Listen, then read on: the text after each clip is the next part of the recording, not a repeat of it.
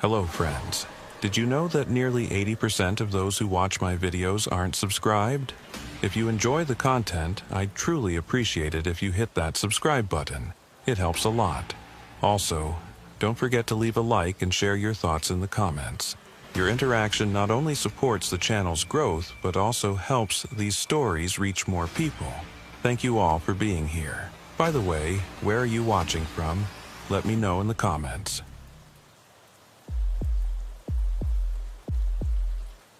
The first hour of the night shift is always the quietest.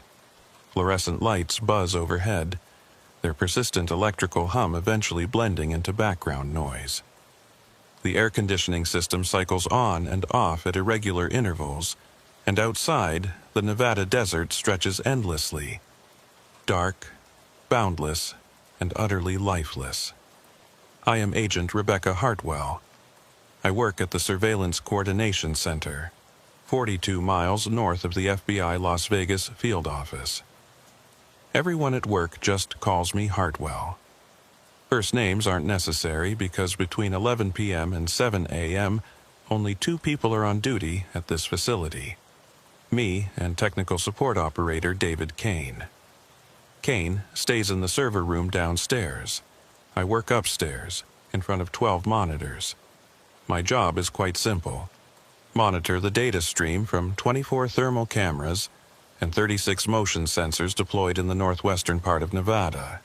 This area is officially designated as Restricted Area 7N. It does not appear on civilian maps. I don't know why it's kept so secret. When I was assigned here 6 months ago, they didn't tell me why, and I didn't ask. The building itself is unremarkable. Single-story concrete structure, reinforced walls, no windows except for a small one in the break room that looks out onto nothing but sand and scrub brush.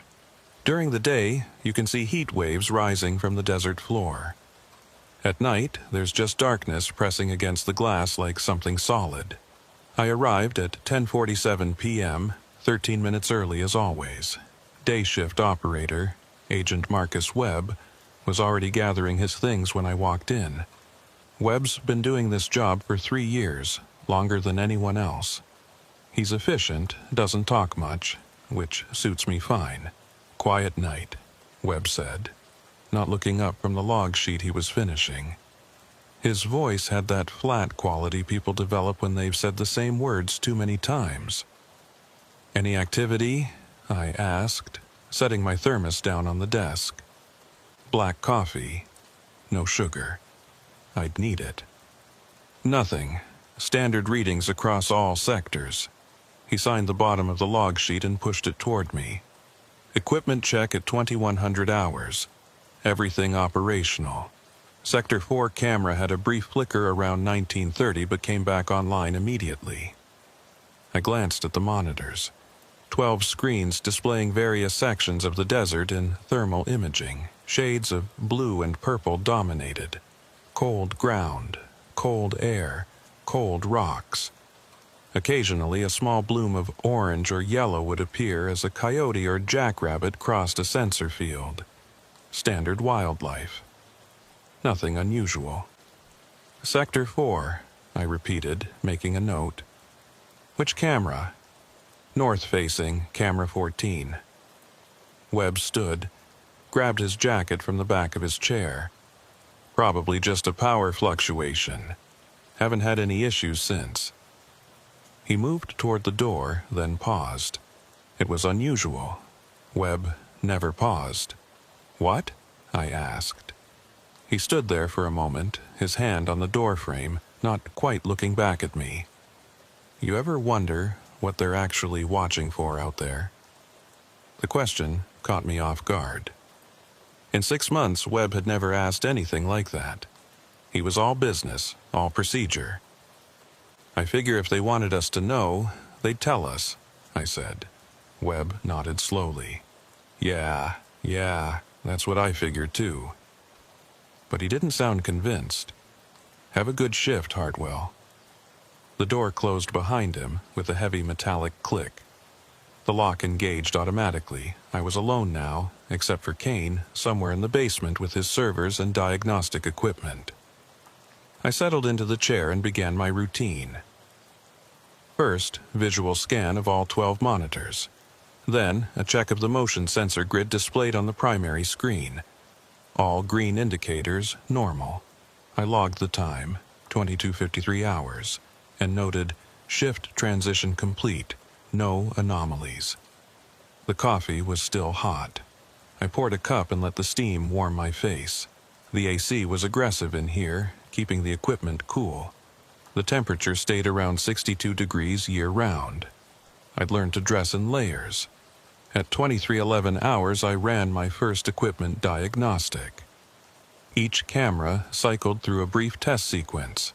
Pan left, pan right, zoom in, zoom out, thermal calibration. All systems responded normally. I logged it. The night stretched ahead. 8 hours of watching empty desert through thermal imaging. Most shifts were like this, absolutely nothing happening. Occasionally, we'd track what turned out to be illegal border crossers, though we were nowhere near the Mexican border. Those instances were rare, and we'd report the coordinates to Border Patrol. Usually, it was just animals. Desert wildlife following ancient pathways that humans would never understand. At 23:45 hours, I noticed movement in Sector 7. Small heat signature, moving erratically. I zoomed camera 19 and watched as a coyote nosed around some rocks, probably hunting rodents. The animal moved in and out of frame, then disappeared into a gully. I noted it in the log. Standard procedure required logging any thermal signature above ambient temperature. The coffee was helping. I was on my second cup when the clock hit midnight. That's when I saw it. Sector 4. Camera 14. The one Webb mentioned had flickered earlier. A heat signature appeared on the screen. Not small like a coyote. Not the scattered orange blobs of multiple small animals. This was a single thermal bloom, roughly human-sized, standing completely still in the middle of absolutely nothing. I stared at it. The signature was clear, a vertical column of heat rising from the ground, consistent with a person standing upright. But the location made no sense. Camera 14 covered a section of desert approximately 60 miles from the nearest road. There were no hiking trails, no abandoned structures, no reason for anyone to be there. Especially not at midnight. I checked the coordinates. The signature was positioned at 38.7842 NN 117.33 W. I pulled up the topographical overlay. Flat desert basin, no vegetation above 6 inches, no geological features except scattered rocks. Nothing that would generate a heat signature like this. I zoomed in.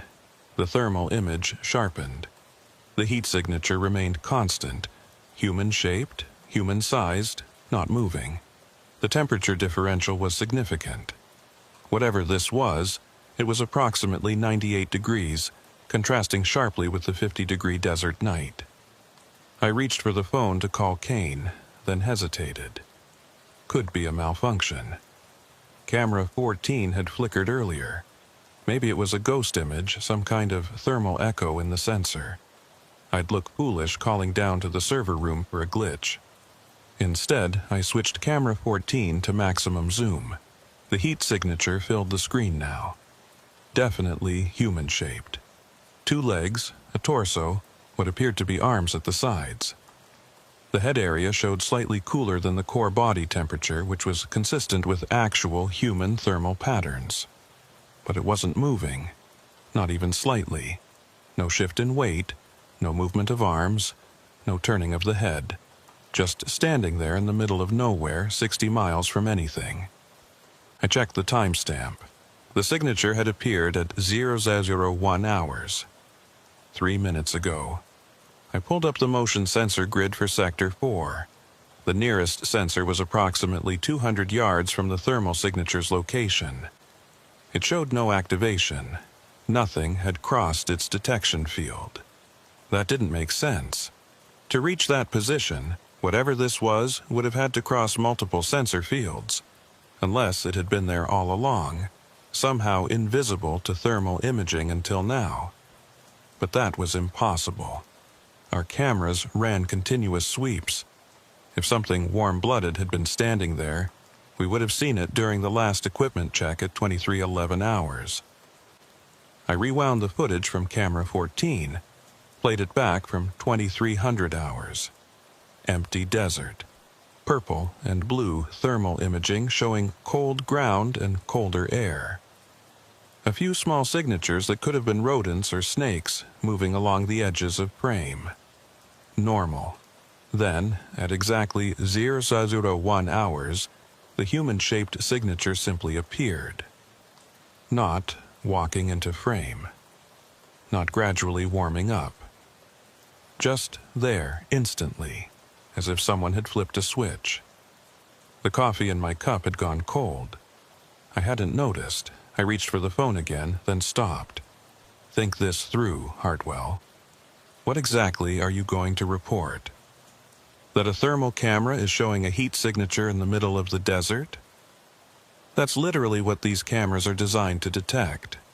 The logical explanation was equipment malfunction, or some kind of atmospheric phenomenon creating a false reading. I switched to camera 15, which covered an adjacent sector with some overlap. Adjusted the angle to point toward the location where camera 14 was showing the signature. Camera 15 showed nothing, just cold desert. I switched back to camera 14. The signature was still there, standing motionless in the same spot. Two cameras, covering the same area from different angles. One showing a human-shaped heat signature, the other showing nothing. Equipment malfunction. Had to be. I made a note in the log. 004 hours. Camera 14 showing possible false thermal reading. Coordinates 38.7842 to WN 117-33991 WW. Running diagnostic. I initiated a diagnostic on camera 14.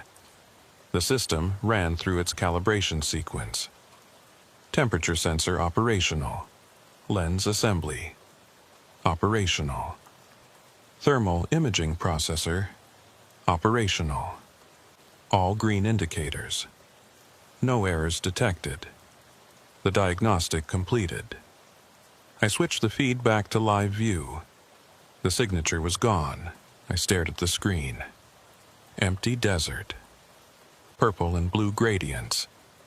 No human-shaped heat bloom. Nothing. I checked the timestamp.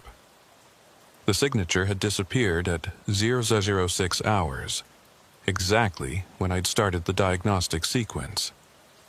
I sat back in my chair, feeling the tension in my shoulders. 5 minutes. The signature had been visible for exactly 5 minutes, then vanished the moment I ran a diagnostic. Coincidence. Had to be. The diagnostic probably reset whatever sensor glitch was creating the false reading, but I couldn't shake the image from my mind. The shape of it. Too perfect, too human. And the way it had appeared, not walking into frame, just there, instantly. I pulled up the archive and flagged the footage from 001 to 06 hours. Whatever it was, real or glitch, I wanted it documented. Then I logged the incident. Camera 14 thermal anomaly resolved after diagnostic. No current issues. The rest of the hour passed without incident. I drank more coffee, ran standard sensor sweeps, watched the empty desert do absolutely nothing. At 0100 hours, I performed another full equipment check. All systems operational. No anomalies.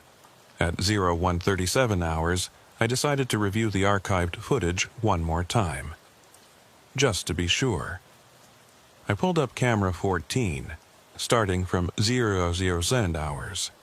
Watched the thermal feed. Empty desert, cold and still. Then, at 001 hours, the signature appeared. But this time, I noticed something I'd missed before. The signature wasn't perfectly still. When I'd watched it live, I'd thought it was motionless. But now, studying the playback frame by frame, I could see a subtle shift. Not movement exactly, more like a pulse. The thermal signature was very slightly expanding and contracting, rhythmically approximately 15 times per minute, like breathing. I zoomed in further, analyzing the pattern. The expansion was minimal, barely detectable, but it was there. Consistent with the respiratory rate of a resting human adult. If this was a sensor malfunction, it was remarkably sophisticated. I sat back and forced myself to think rationally. There were explanations. Atmospheric distortion, temperature inversions, reflections from distant heat sources somehow bouncing through the desert air and creating false readings. The desert played tricks. Everyone knew that. But 60 miles from anything. And why would it appear and disappear so precisely? Why would a temperature inversion create something that looked like it was breathing? I checked the environmental data. Outside temperature, 48 degrees. Humidity, 12%. Wind, 3 miles per hour from the northwest. No unusual atmospheric conditions. Nothing that would explain a thermal mirage. I made another note in the log. Further review of camera 14 anomaly shows rhythmic variation consistent with respiration. Likely atmospheric phenomenon. Continuing to monitor. The words looked official enough on paper. Professional. But they didn't explain anything. I checked the other cameras, all showing normal readings. Sector 7 had another coyote. Sector 2 showed what might have been a kit fox. Regular desert night activity. Everything normal, except for those 5 minutes in Sector 4. At 200 hours, I called down to Kane in the server room. The phone rang 4 times before he picked up. Kane, it's Hartwell. You monitoring equipment performance from down there? Continuous. Why? His voice was sharp, alert. Kane took his job seriously. Had a thermal anomaly on camera 14 about 2 hours ago. Ran a diagnostic, it cleared. Just wanted to check if you saw anything on your end. I heard typing in the background. Kane pulling up his logs. Camera 14, he said. Yeah, I see it. Brief spike in thermal processor activity at 001 hours. Normalized at 006. Nothing unusual. Sensors do that sometimes. Heat builds up in the housing, creates a phantom reading until it dissipates. Heat buildup, I repeated. The explanation sounded reasonable. That common? Common enough. I see it maybe once, twice a month across all cameras. Usually during day shift when the sun's heating the equipment. Less common at night, but it happens. You log it? Yeah, flag the footage too. Good. If it happens again, let me know. Otherwise, I wouldn't worry about it. He paused. Everything else running smooth up there? All green. Okay, I'll be down here if you need me. The line went dead. I set the phone down and looked at the monitors. Heat buildup in the camera housing. That made sense. That was logical. Kane would know. He'd been running tech support here for 5 years, long before I arrived. So, why did I still feel uneasy? I poured more coffee and tried to focus on the routine. Hourly equipment checks, sensor sweeps, logging activity. The night was long and there were still 6 hours left in my shift. At 02:43 hours, movement in Sector 9 caught my attention. Larger heat signature than the usual wildlife. I zoomed camera 22 and watched as a small group of feral horses moved across the basin. Beautiful animals, wild and free. Descendants of ranching stock from decades ago. I counted 6 of them, their thermal signatures bright orange against the cold desert. They moved slowly, grazing on whatever sparse vegetation they could find. I logged it, 0243 hours. 6 feral horses, Sector 9, moving northeast. Normal. Everything was normal, except my hands were shaking slightly when I wrote it down. At 0300 hours, I stood up and walked to the break room. The small window looked out onto darkness. I couldn't see anything, just my own reflection in the glass. I looked tired. 6 months of night shift will do that.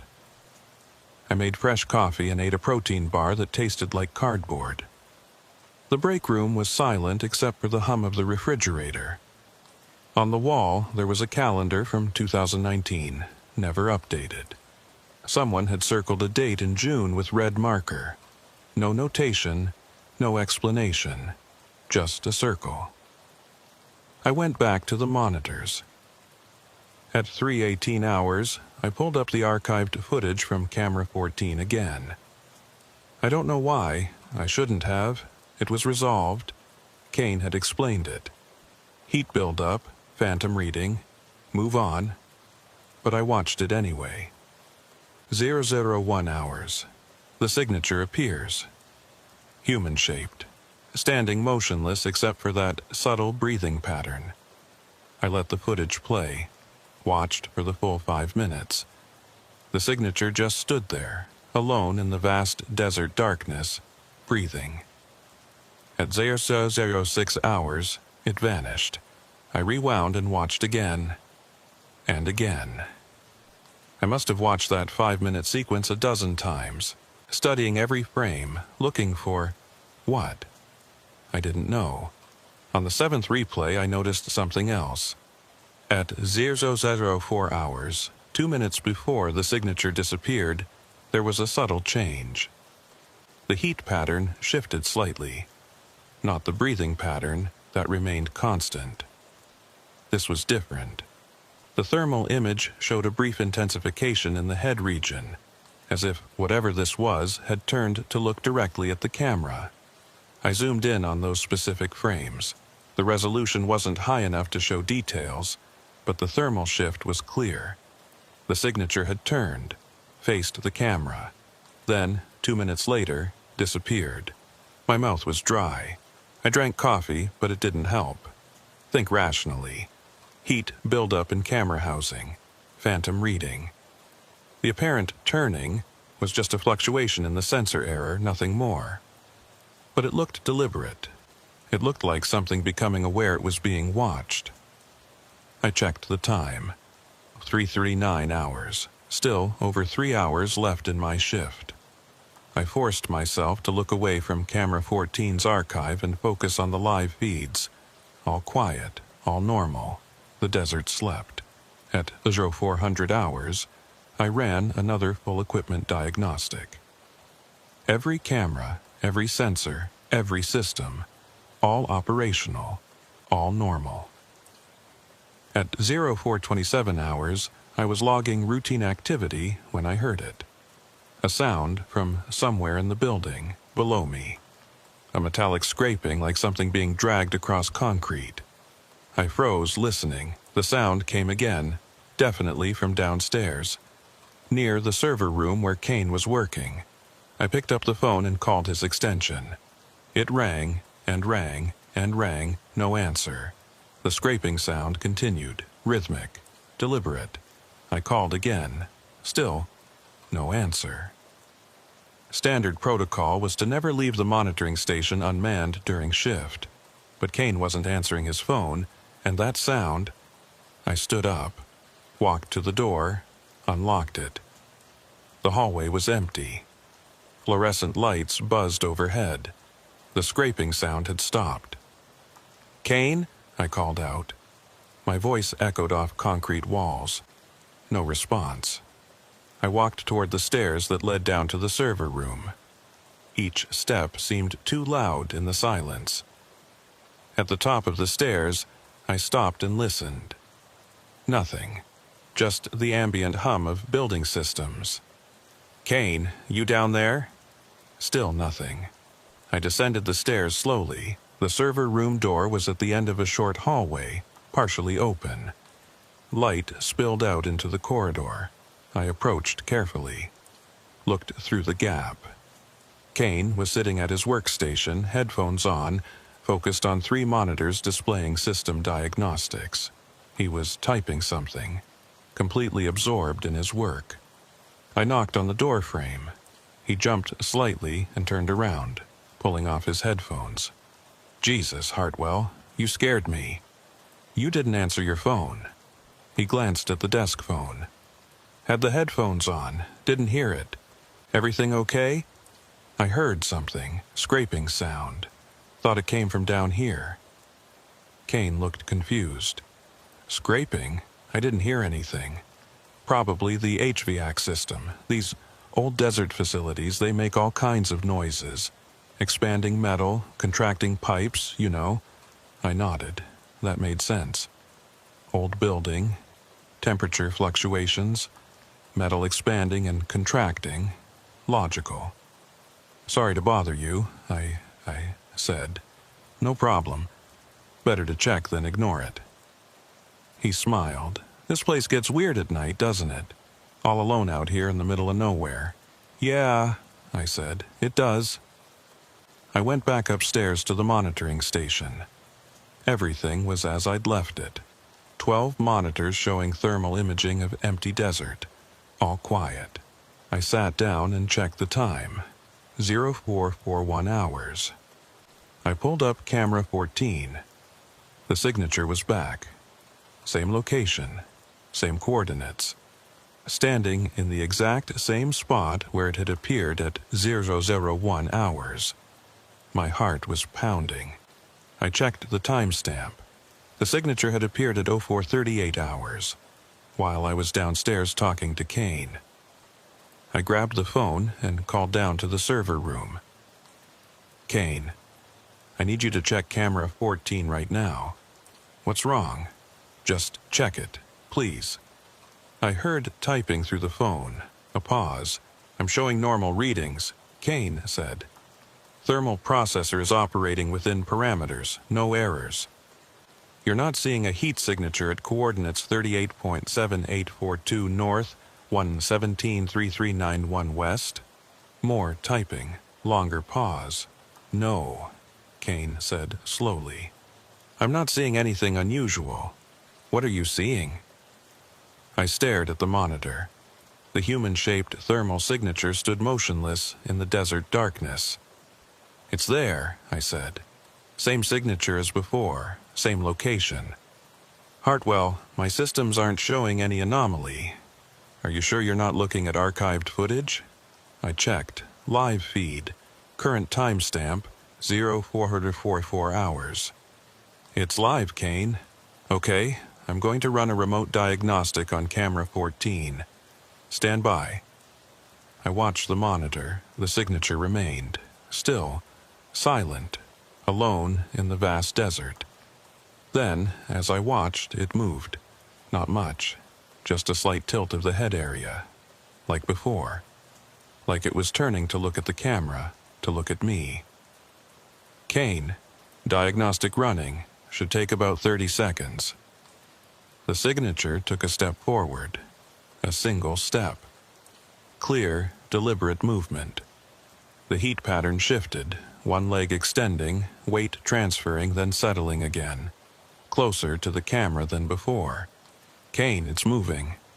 "What do you mean, moving?" Another step, slow, deliberate.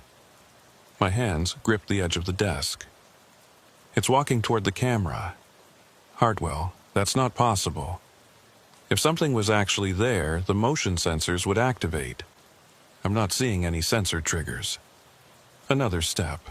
The signature was definitely approaching camera 14's position. Walking through the desert at a steady, unhurried pace. "Check the motion sensors again," I said, my voice tight.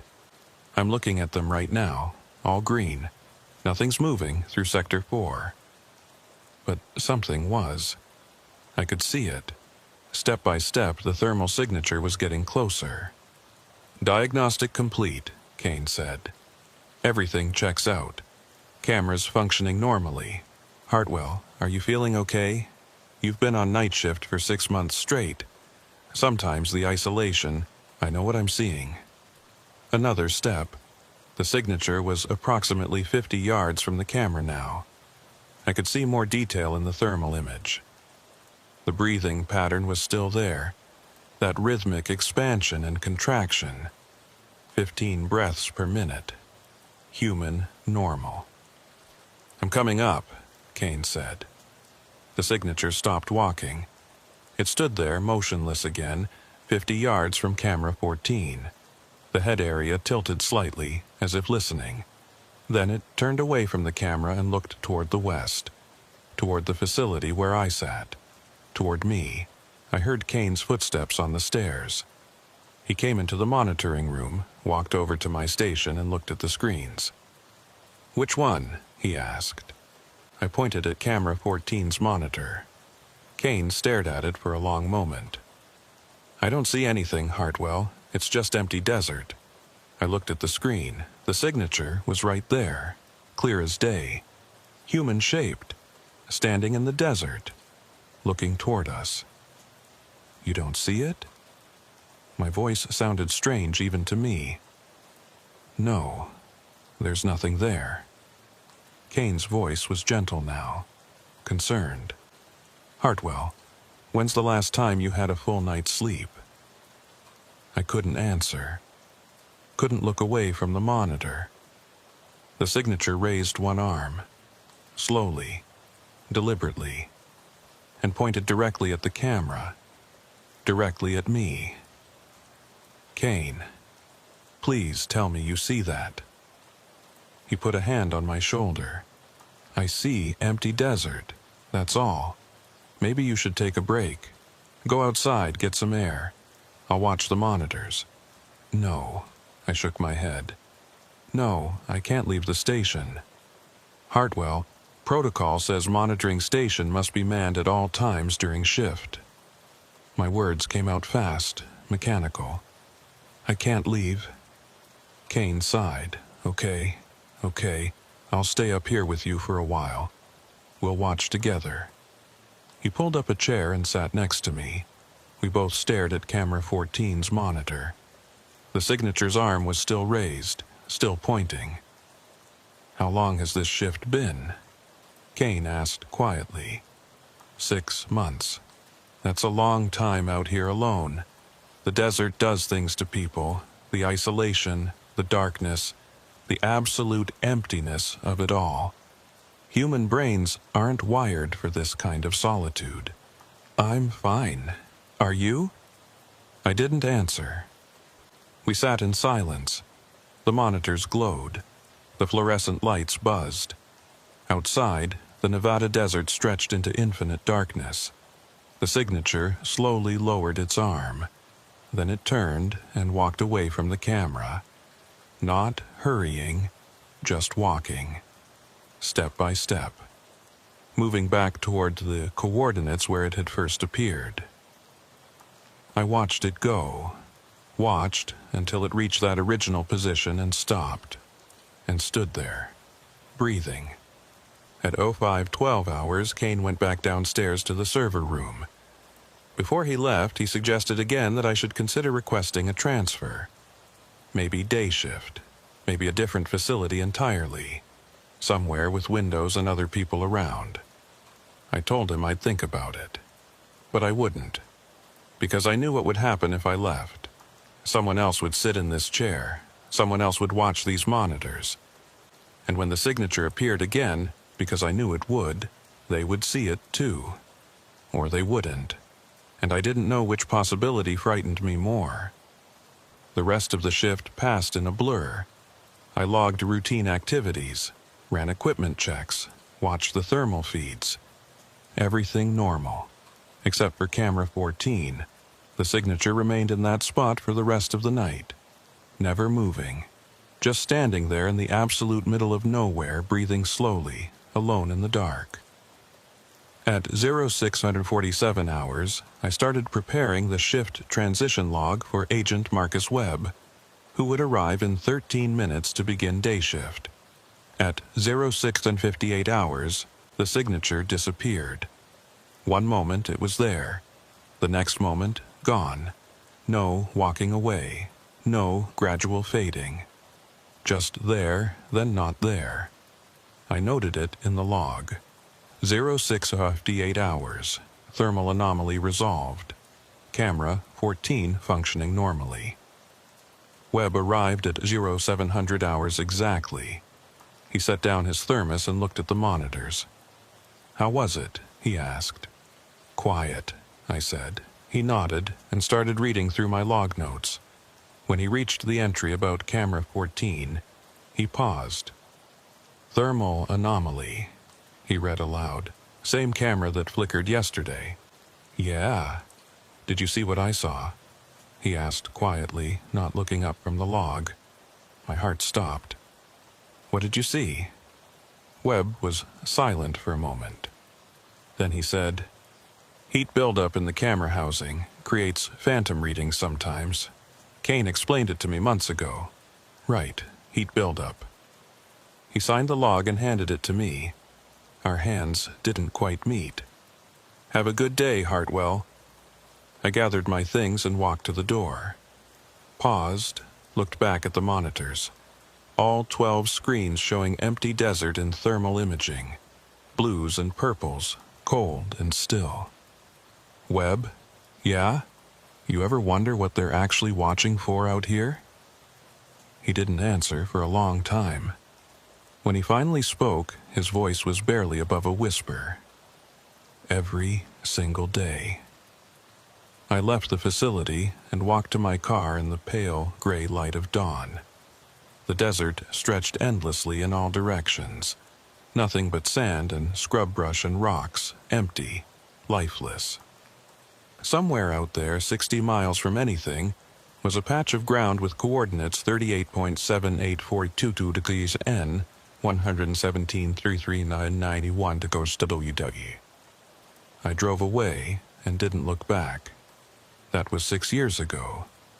I lasted 3 more months at the Surveillance Coordination Center before requesting a transfer. They granted it without question. I think they were expecting it. Night shift in the desert has a high turnover rate. They stationed me at the FBI field office in Reno. Records division. Day shift. Fluorescent lights and filing cabinets instead of thermal cameras and endless darkness. It should have been better. It wasn't.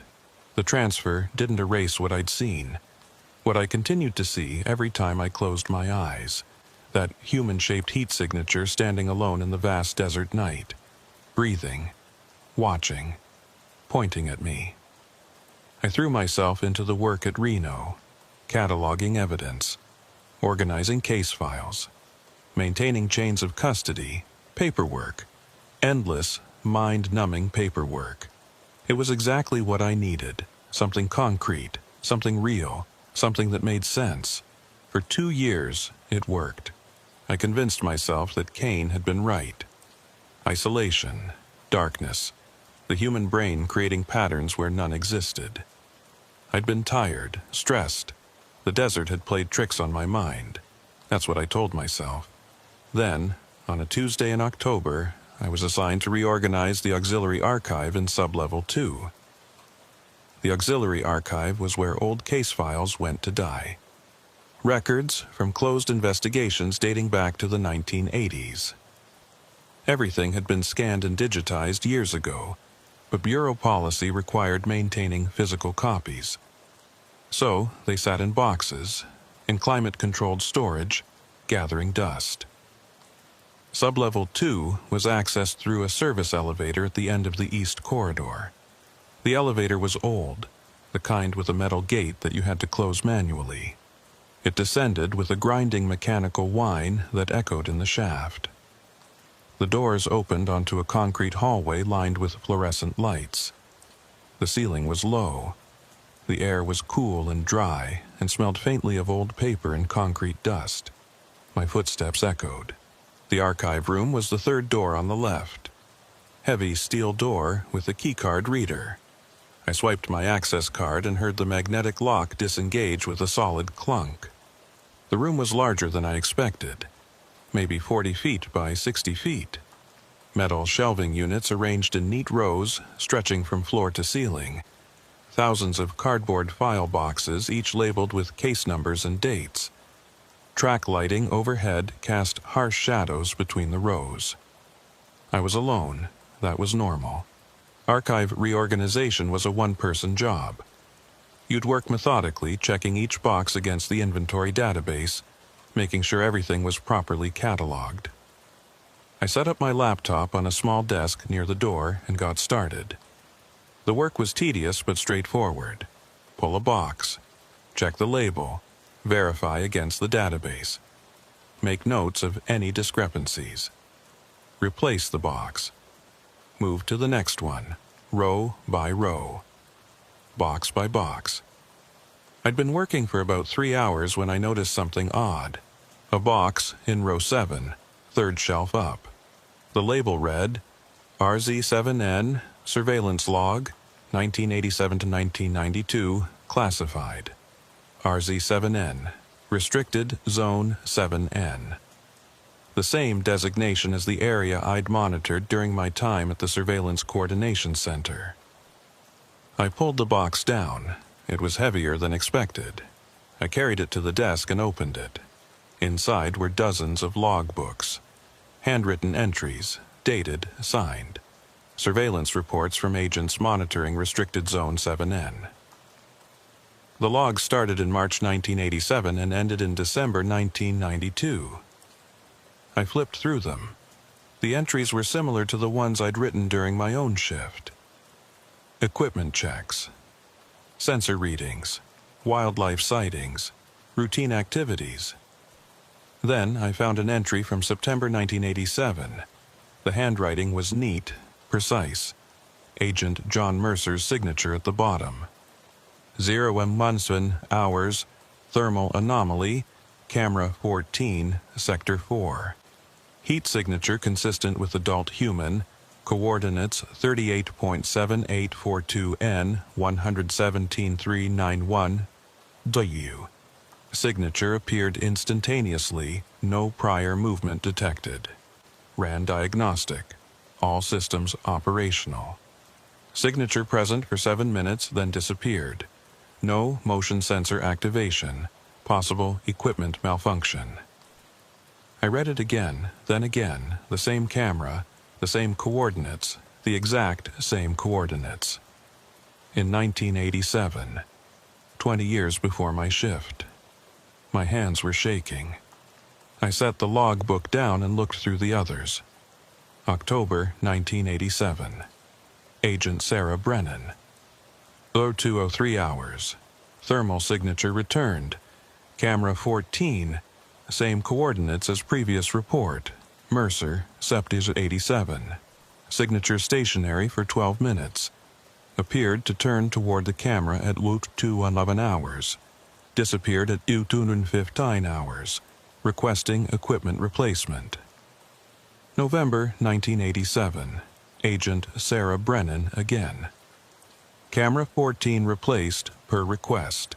New equipment installed 11:15 to 87.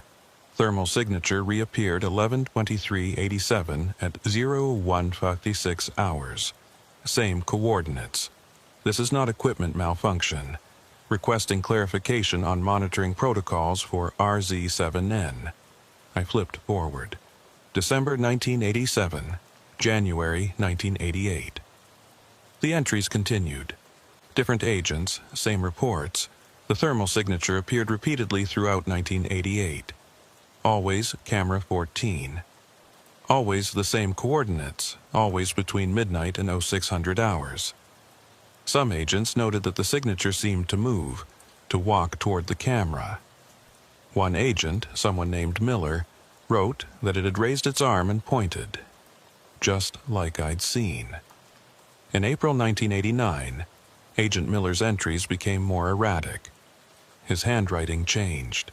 The notes were shorter, more cryptic. 0238 hours, it's watching us. 0412 hours, why won't they tell us what it is? 0521 hours, I can't do this anymore. The logs from Agent Miller stopped abruptly in May 1989. The next entry was from a different agent, Patterson, who noted, Agent Miller transferred at his request, resuming standard monitoring protocols. I kept reading, through 1989 through 90. The thermal signature appeared with increasing frequency, multiple sightings per month. The reports were consistent. Always the same location, always the same behavior. And then, in August 91, something changed. Agent Patterson's entry, 0307 hours. Multiple thermal signatures, Sector 4. Camera 14 shows 7 distinct heat sources at varying distances from primary location, 38.7842 N, 117.3391 1W. Signatures arranged in circular formation approximately 200 yards diameter. All signatures stationary. No motion sensor activation. This is unprecedented. Requesting immediate supervisor review. The next entry was 3 days later. Different handwriting. Supervisor notation. Investigation into Camera 14 anomalies ongoing. All footage from AUG 1991 classified above Agent Patterson's clearance level. Standard monitoring to continue. Do not discuss thermal signatures with other personnel. After that, the entries became sparse. Just routine equipment checks. Wildlife sightings. No mention of thermal signatures. The logbooks ended in December 1992. The last entry was from Agent Patterson. Final shift. Facility monitoring protocols changed. Oversight transferred to different division. This logbook to be archived and sealed. I sat back in my chair. The fluorescent lights buzzed overhead. The archive room was silent. Someone had been seeing that signature for at least 5 years before they sealed the records. Multiple agents, multiple witnesses, all seeing the same thing. And then they'd buried it down here in sub-level 2. I looked at the box. There were more logbooks inside. I pulled them out, found files underneath. Printed reports, photographs. Black and white photographs of the desert at night, taken with night vision cameras. Most showed nothing unusual. Empty landscape, rocks and sand. But 3 photographs were different. They showed Camera 14's location, and in each photograph you could see them. Not thermal signatures. Actual figures standing in the desert. The resolution was poor. The figures were distant, barely visible in the grainy night vision image. But they were there, human-shaped, standing in a circle. 7 of them, I counted.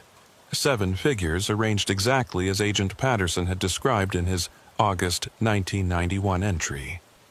There was a typed report clipped to the photographs. The header read, "Preliminary findings, RZ7N investigation, classified." I read it. The report stated that in September 1991, a team had been dispatched to coordinates 38.7842 N, 117.391 W to investigate the recurring thermal signatures. They'd found nothing. No footprints. No disturbance of the desert surface. No evidence that anything had ever been there.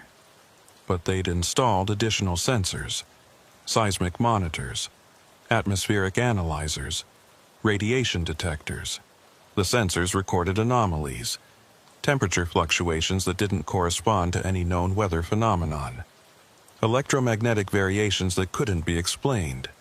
The report concluded, evidence suggests phenomenon is real, but of unknown origin. Recommend continued monitoring and classification above standard clearance levels. Further investigation suspended pending review. There was a handwritten note at the bottom of the last page. I had to squint to read it. Don't send anyone else out there. We lost Martinez. No signature, no date. Just that single sentence. We lost Martinez. I looked through the rest of the box. Found a personnel file. Agent Robert Martinez assigned to RZ7N investigation team in September 1991. Status, missing. Presumed deceased.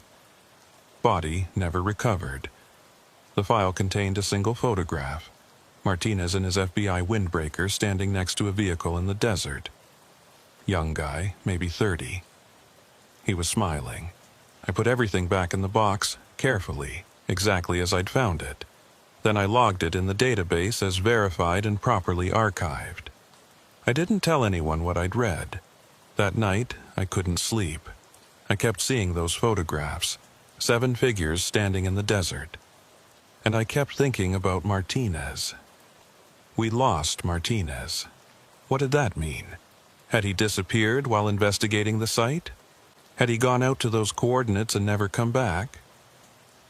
I pulled up the FBI's internal database on my personal laptop, searched for Robert Martinez, found his file. It was heavily redacted. Most of the details were classified above my clearance level, but I could see the basics. Assigned to Las Vegas Field Office, 1989 to 1991. Specialty: Unexplained Phenomena Investigation. Status: Killed in action, September 24, 1991. Killed in action. Not missing. The file had been updated. There was a memorial page. Other agents had left comments over the years. Most were generic condolences. But one comment stood out. From Agent Sarah Brennan, posted in 1995. Martinez was a good man and a dedicated agent. He deserved better than being sent out there alone. We all knew something was wrong with that place. They should have listened to us. Sarah Brennan. I recognized the name from the logbooks. She'd been one of the agents monitoring RZ-7N in 1987. I searched for her in the database. Retired in 2003. Last known address: Las Vegas, Nevada. I shouldn't have done what I did next. It violated about a dozen regulations, but I found her phone number in an online directory and I called her. She answered on the 4th ring. Her voice was older, tired. Yes. Agent Brennan. My name is Rebecca Hartwell. I'm with the FBI Reno office. I was hoping I could ask you a few questions about your time monitoring Restricted Zone 7N. There was a long silence. Then, who gave you my number? I found it in, you shouldn't be calling me about this. That assignment was classified. Still is. I know. But I worked at the Surveillance Coordination Center. I saw what you saw. Camera 14. The thermal signatures. Another silence. Longer this time. Where are you calling from? She asked. My apartment in Reno. This line isn't secure. If you want to talk, it needs to be in person, and not anywhere official. Do you know the Silver Peak Diner off Highway 95? I can find it. Tomorrow, noon, come alone, and Agent Hartwell. Yes? Think very carefully about whether you really want to know the truth. She hung up. I sat there holding the phone, my heart pounding. Think very carefully about whether you really want to know the truth. But I already knew. I'd known since the moment I'd seen that signature standing in the desert, breathing, watching. Something was out there. And tomorrow, I was going to find out what happened to the people who went looking for it. The Silver Peak Diner sat at the edge of nowhere. A weathered aluminum structure surrounded by desert scrub and distant mountains. A handful of vehicles clustered in the gravel parking lot. Pickup trucks mostly, dust-covered and sun-faded. The kind of place where travelers stopped for coffee and locals came to avoid being home. I arrived at 11:47 a.m., 13 minutes early out of habit. The October sun was merciless, turning the desert into a shimmering heat mirage. I sat in my car with the AC running and watched the diner's entrance. At exactly noon, a silver Honda Civic pulled into the lot. An older woman got out. Gray hair pulled back in a ponytail, jeans, and a faded denim shirt. She moved with the careful deliberation of someone who'd learned not to trust their surroundings. Sarah Brennan. Had to be. She glanced at my car, then walked into the diner. I waited 30 seconds, then followed. The interior was what you'd expect. Worn vinyl booths, formica countertops, a ceiling fan turning slowly overhead, the smell of coffee and fryer grease. 3 other customers scattered at different tables, all focused on their meals or phones. No one looked up when I entered. Brennan sat in a booth at the far back, facing the door. Old habits, always sit where you can see the entrance. I slid into the seat across from her. Up close, I could see the years had been harder than they should have been. She looked 70, but was probably closer to 60. Lines around her eyes that came from squinting at too many dark things. "Agent Hartwell," she said. It wasn't a question. "Yes, ma'am." A waitress appeared. We both ordered coffee. The waitress shuffled away. Brennan studied me in silence, evaluating, deciding how much to trust. "You said you worked at the facility," she finally said. 6 months, night shift, 2013 to 2004. "And you saw it. Camera 14, Sector 4, the thermal signature." She nodded slowly. "Same coordinates every time? 387842 north, 1173391 west." Something flickered in her eyes. Recognition. Or maybe fear. 26 years, she said quietly. 26 years and it's still there. The coffee arrived. We both stared at it without drinking. "I found the archive," I said. "The logbooks from 1987 to 92.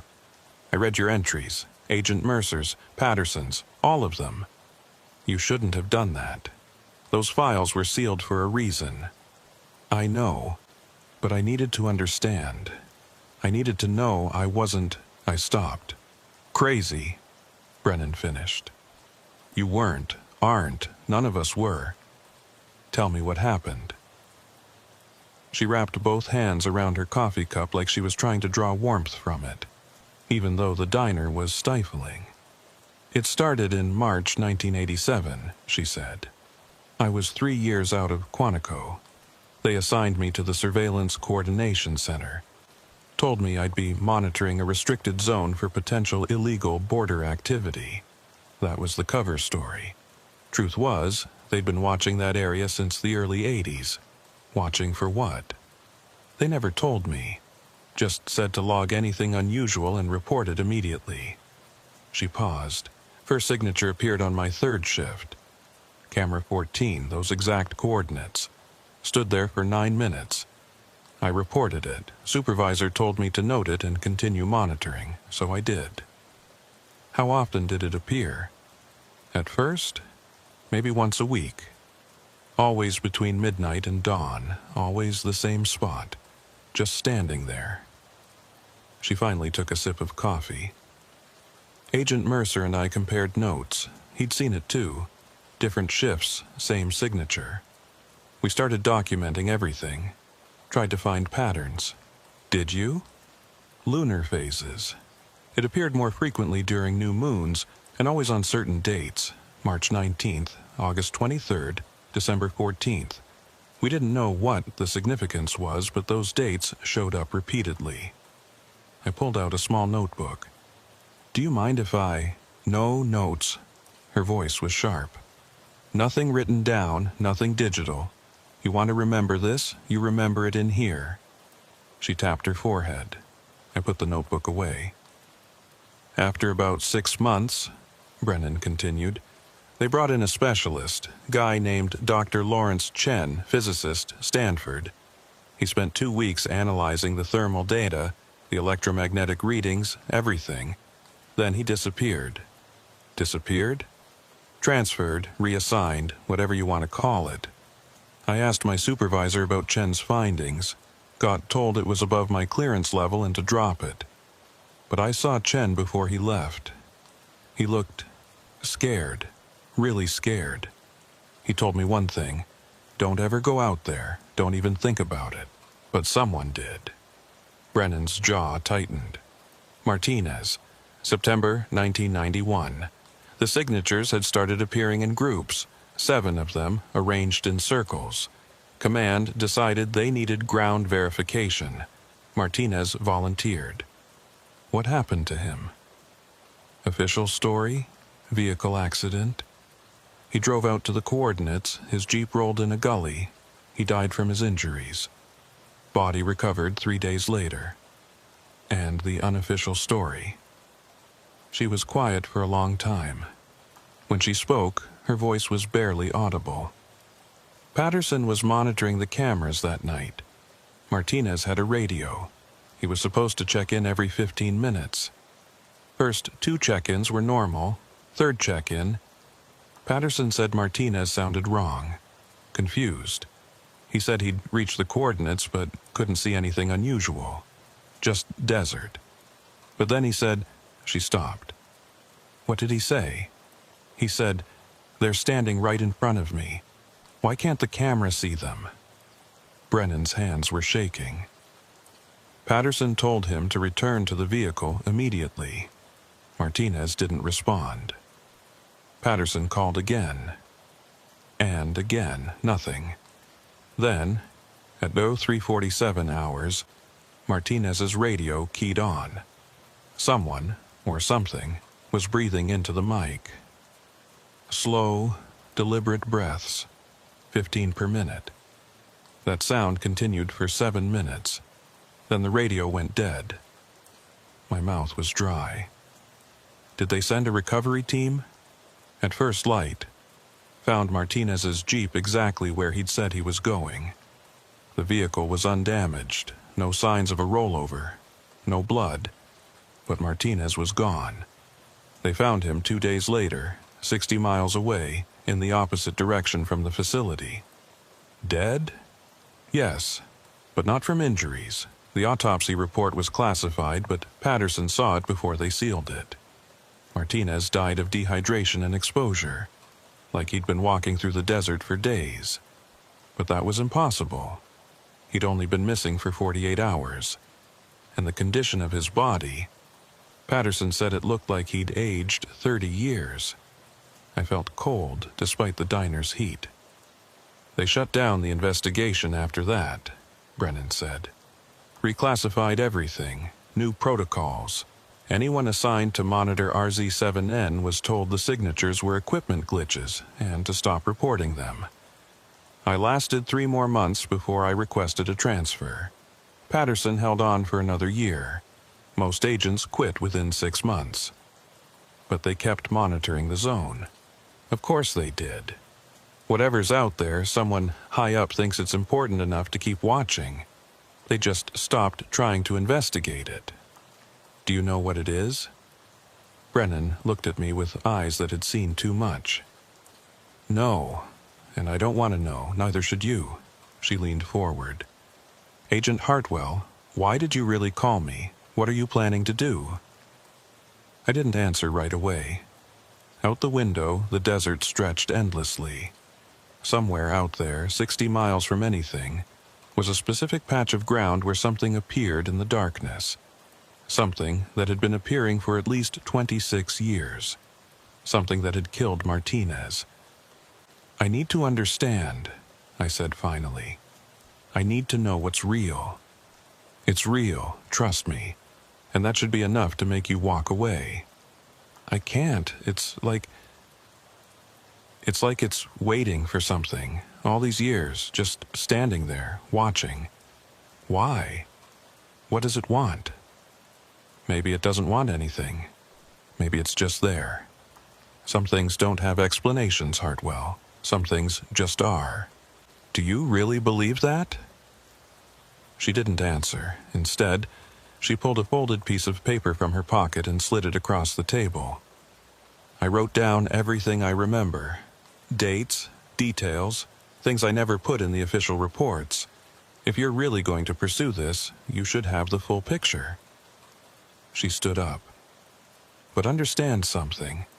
The people who tried to investigate this, Chen, Martinez, others whose names you'll never know, they either disappeared or spent the rest of their lives wishing they had. There's a reason the Bureau sealed those files. Some doors are meant to stay closed. Then why give me this? I gestured to the paper. Because I was you once, 26 years ago. And nobody told me the truth. Nobody warned me what it would cost. She pulled a $20 bill from her wallet and dropped it on the table. That should cover both of us. She walked toward the exit, then stopped and looked back. One more thing. If you do decide to go out there, and I'm begging you not to, remember what Martinez said. They're standing right in front of me. Why can't the camera see them? The cameras only show you thermal signatures, heat patterns. But what if that's not what they really are? What if the thermal image is just an echo, a shadow of something we can't actually see? What are you saying? I'm saying maybe the cameras aren't showing us what's there. Maybe they're showing us what's bleeding through from somewhere else. She left. Through the window, I watched her get in her Honda and drive away, heading south on 95 until she disappeared into the heat shimmer. I unfolded the paper she'd left. It was covered in handwritten notes, dates, times, coordinates. But at the bottom, in larger letters, she'd written, March 19th, August 23rd, December 14th. The appearances peak on these dates. Next occurrence, December 14th, 2019. If you're going to do something stupid, at least wait for a peak date. That's when it's strongest. That's when you'll see the truth. I pulled out my phone and checked the calendar. Today was December 10th, 2019. 4 days until the next peak date. I sat in that diner booth for another hour, drinking coffee and staring at Brennan's notes. The waitress refilled my cup 3 times without comment. The other customers left. New ones arrived. The desert sun tracked across the sky. I thought about Martinez, about walking into the desert and finding, what? 7 figures standing in a circle? Something that aged him 30 years and 48 hours? I thought about the archive, about all those agents who'd seen the signatures and been told to ignore them, about the files that had been sealed and buried in Sublevel 2, about something that had been standing in the same spot for at least 26 years, watching, waiting, bleeding through from somewhere else. At 2:30 p.m., I paid my bill and walked out into the scorching desert afternoon. I got in my car and drove back to Reno. But I didn't go home. I went to the field office, told them I needed to access the auxiliary archive again. Said I'd found some discrepancies in the inventory that needed to be corrected. They gave me clearance without question. I took the service elevator down to Sublevel 2.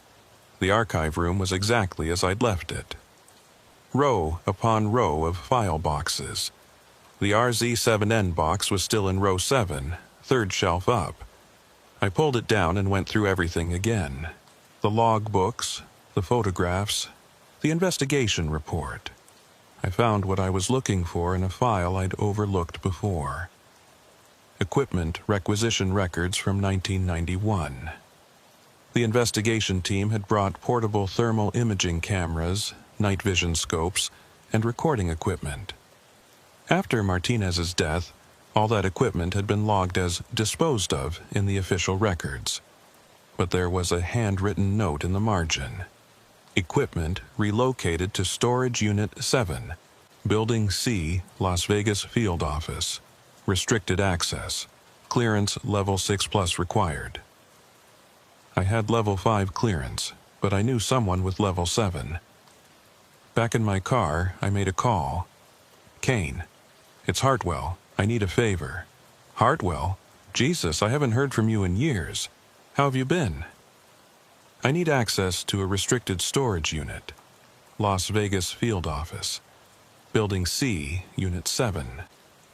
Silence on the other end. Then, that would require me to abuse my access credentials. Why would I do that? Because you know what I saw at the surveillance center wasn't a glitch. You've seen it too, haven't you? A long pause. Once, Kane said quietly. 2 years after you transferred, camera 14. Same coordinates. I reported it. They told me it was equipment malfunction and not to mention it again. but I remember the way you looked that night, Hartwell, and I've wondered ever since. I found the archive, the old surveillance logs. It's been appearing since at least 1987. They've been covering it up for decades. Shit, he exhaled. What's in Storage Unit 7? The equipment they used when they tried to investigate it in 991, before they sealed the files. And you want to? I want to finish what they started. Hartwell, this is insane. If you get caught, will you help me or not? Another long silence. I could hear him breathing, considering, weighing his career against whatever curiosity had been eating at him for the past 5 years. When? He finally asked. Tonight. You're really going to do this? 4 days from now is December 14th. That's when it appears most frequently, most clearly. If I'm going to understand what this is, that's my window. And what exactly are you planning to do? I'm going out there, to the coordinates. I'm going to see it for myself. Like Martinez did. Yes, Martinez died, Hartwell. I know. And you're going anyway. Yes. Kane was quiet. Then, Building C closes at 1800 hours. Security makes rounds every 2 hours after that.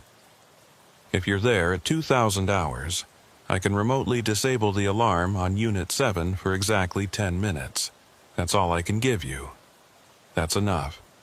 Hartwell, don't get yourself killed. I've had enough nightmares about that place. He hung up. I sat in the parking lot of the Reno field office, watching the sun sink toward the western mountains. In 4 days, I was going to drive out into the Nevada desert and stand at coordinates 38.7842 N, 117.3391 W. Stand where something had been standing for 26 years. Stand where Martinez had died. I pulled out Brennan's notes and read them again. All the dates, all the details, all the warnings. At the very bottom, in small letters, she'd written one more thing. If you see them, don't try to touch them. Don't speak to them. And whatever you do, don't let them see you see them. I didn't understand what that meant. I wouldn't understand until it was too late. The equipment was older than I expected. Night vision scopes with cracked rubber eyepieces. Thermal imaging cameras in battered cases. Portable radio transceivers with corroded battery terminals. All of it packed in foam-lined boxes labeled with dates from 91. I'd made it into Storage Unit 7 with 3 minutes to spare. Kane had been as good as his word. The alarm was disabled, the lock disengaged.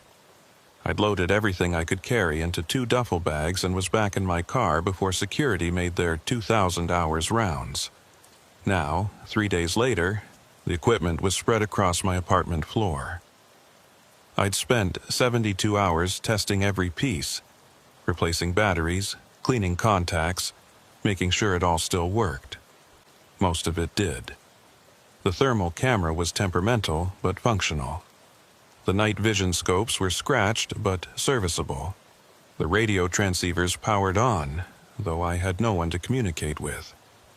I'd also acquired some equipment of my own. A GPS unit, extra batteries, water, 5 gallons of it, food bars, a first aid kit, flares, a satellite phone as backup, and a gun. I'd checked out a Glock 19 from the FBI armory claiming I needed to requalify at the range. I had no idea if a gun would be useful against whatever was out there. Probably not. But it made me feel slightly less helpless. Outside my apartment window, Reno glowed against the night. December 13th, 11:47 p.m. 13 minutes until December 14th. 13 minutes until the peak date. I'd called in sick for the next 3 days, told them I had the flu. They didn't question it. I had 2 years of unused sick leave built up. I'd written a letter, sealed it in an envelope, left it on my kitchen table addressed to my supervisor. If I didn't come back, If someone eventually came looking for me, they'd find it. In the letter, I'd explained everything. The thermal signatures, the archive, Brennan's warnings, the coordinates. If I disappeared like Martinez, at least someone would know where I'd gone and why. At 11:52 p.m., my phone rang. Unknown number. I answered. Agent Hartwell. A woman's voice, not Brennan. Older. Authority in the tone. Yes, who is this? My name is Dr. Eleanor Vance. I'm calling from Washington. I understand you've been researching Restricted Zone 7N. My blood went cold. How did you... We monitor access to certain archived materials. Your clearance was flagged when you pulled the RZ7N files from Sublevel 2. She paused. We also noticed equipment was removed from Storage Unit 7 in Las Vegas 3 days ago. Shit, they'd been watching. Of course they'd been watching. I can explain. I don't need explanations, Agent Hartwell. I need you to listen very carefully. Do not go out to those coordinates. I don't care what you think you saw, what you think you know. That area is restricted for reasons that are well beyond your clearance level. Someone needs to investigate it properly. You've been covering this up for decades. We've been protecting people for decades. There's a difference. Her voice was hard. Agent Martinez wasn't the only person who died out there. He was just the only one whose death we couldn't completely hide. There have been others. Contractors, researchers, even military personnel. Anyone who gets too close to that site either disappears or comes back. Changed. Changed how? In ways I'm not authorized to discuss. But take my word for it, Agent Hartwell. The cost of knowledge about RZ7N is too high. Walk away. Destroy the equipment you took. Forget everything you've read. I can't do that. Then you're a fool. She was quiet for a moment. You think you're seeking truth, understanding. But what if the truth is that some phenomena should remain unexplained? What if understanding it would be worse than ignorance? You're asking me to live with not knowing. I'm asking you to live. Period. Another pause. I was stationed at the surveillance center in 1982. I was there when we first detected the signatures. I was part of the initial investigation. I'm one of the only people from that original team who's still alive. Do you understand what I'm telling you? I didn't answer. At 0300 hours tomorrow morning, Dr. Vance said, a security team will arrive at your apartment. They will confiscate the equipment you stole and escort you to a debriefing. You will be placed on administrative leave pending an investigation into your unauthorized access of classified materials. You will not be criminally charged, but your career with the Bureau will likely be over. That's the cost of your curiosity. Consider yourself lucky. What if I'm not there when they arrive? Then they'll find you, and the consequences will be much worse. Her voice softened slightly. Agent Hartwell, I'm trying to save your life, please. Let this go. She hung up. I stood there holding the phone. Outside, Reno sparkled in the darkness. Ordinary people living ordinary lives, unaware that 60 miles away, something impossible stood in the desert. Watching, waiting. I looked at the equipment on my floor, looked at the gun on my table, looked at the clock. 11:58 p.m. 2 minutes until December 14th. 3 hours until the security team arrived. I made my decision. I grabbed the duffel bags, the GPS, the water, the gun, ran down to my car, threw everything in the trunk. I was on Highway 95, heading south toward Las Vegas by 12:03 a.m. The roads were empty. Just me and the desert darkness. My headlights carved a tunnel through the night, illuminating nothing but asphalt and sand. I drove fast, faster than I should have. If the security team realized I wasn't at my apartment, They'd start looking for me. They'd check traffic cameras, track my GPS. I had maybe a 2-hour head start. It would have to be enough. At 1:47 a.m., I turned off Highway 95 onto a dirt access road. No signs, no markings. Just a gap in the scrub brush that I'd identified using satellite imagery. The road, if you could call it that, was rough. My sedan wasn't built for this terrain. The suspension groaned. Rocks pinged against the undercarriage. I kept going. According to my GPS, the coordinates were 17 miles from the highway. I'd covered 9 miles when the road simply ended. Beyond this point, it was pure desert. Impassable for a vehicle. I'd have to walk the last 8 miles. I parked, killed the engine, and sat in the darkness. 2:23 a.m. Outside, the desert was absolutely silent. No wind, no animals, nothing. I grabbed one duffel bag, couldn't carry both. I'd take the thermal camera, one night vision scope, the radio, water, and the gun. The rest would stay in the car. Before I got out, I used the satellite phone to send a single text message to Kane. If you don't hear from me by noon, check coordinates 38.7842 N 117.3391 W and tell them everything. I didn't wait for a reply. I shouldered the bag and stepped out into the desert night. The temperature had dropped, maybe 40 degrees. My breath misted in the air. Above me, stars filled the sky. Thousands of them. Impossibly bright out here away from any light pollution. The Milky Way stretched across the darkness like a wound. I activated the GPS and started walking. The desert floor was rough. Rocks and sand and patches of hardy scrub brush that grabbed at my ankles. I used a flashlight to pick my way forward, moving as quickly as I dared. 1 mile, 2 miles, 3. My watch read 3:41 a.m., 4 miles. I stopped to drink water. Checked the GPS. 4 miles to go. I was making good time. That's when I noticed the silence. It wasn't just quiet, it was utterly soundless. Not even the scuff of my own footsteps seemed to carry. The desert had swallowed all sound. I turned on the thermal camera, let it warm up for a minute, then scanned the area ahead. Empty, just the cold, blue-purple gradient of lifeless desert. I kept walking. 5 miles. 3:58 a.m., 6 miles. The stars were starting to fade.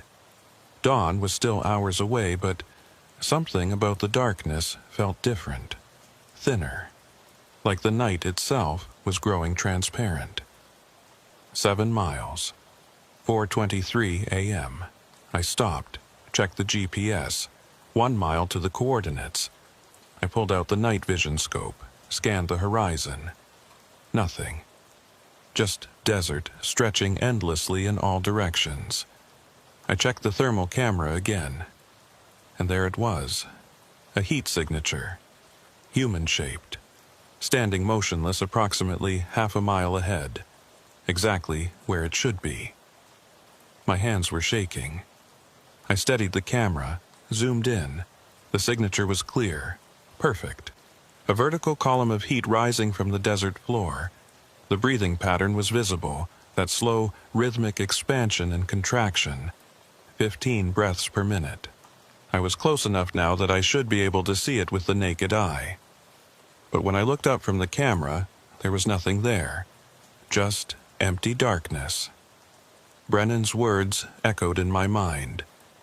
What if the thermal image is just an echo, a shadow of something we can't actually see?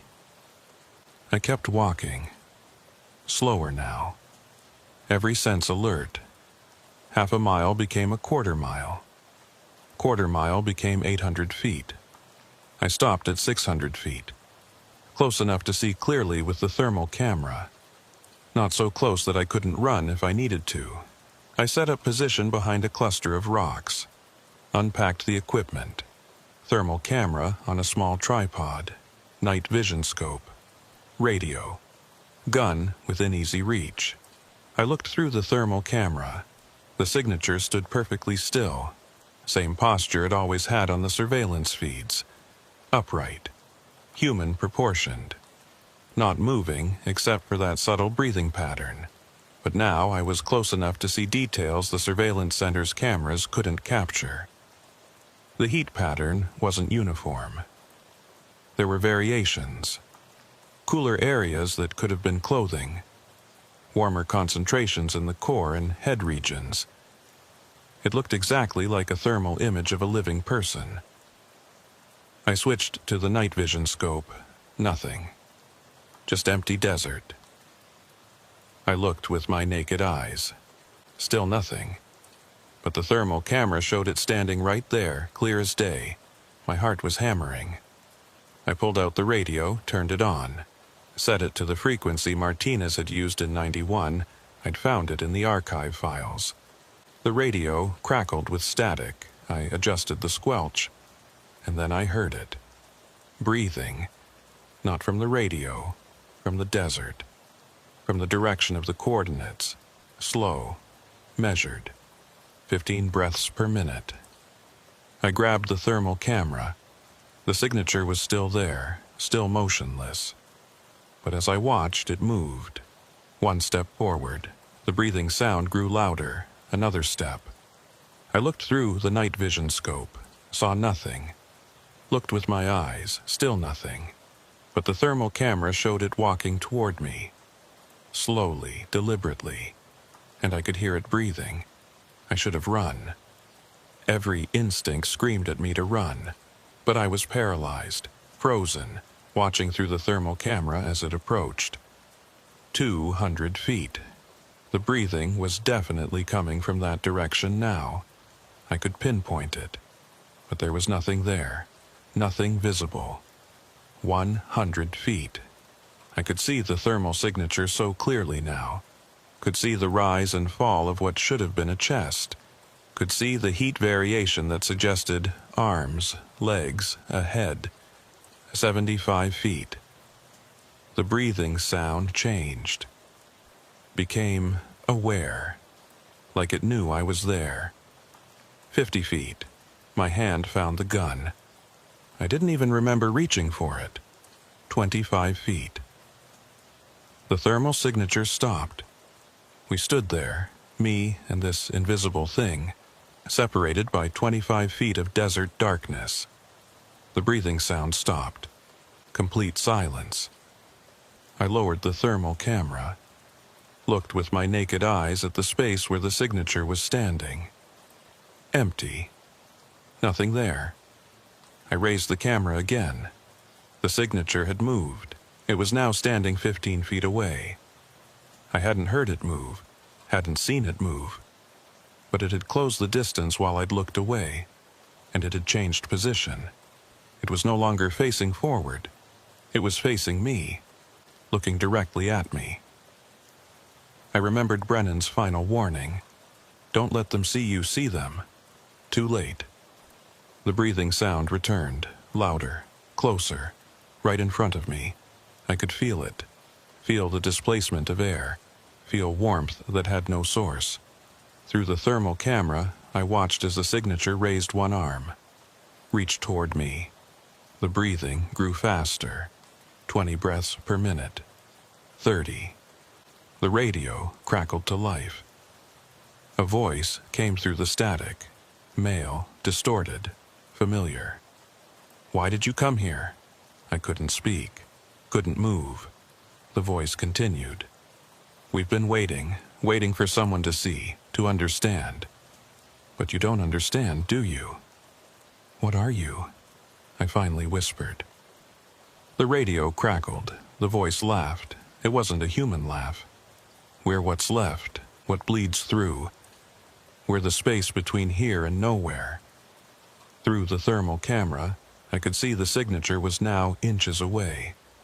The raised arm extended toward my face. You wanted to know, the voice said. So now you'll know.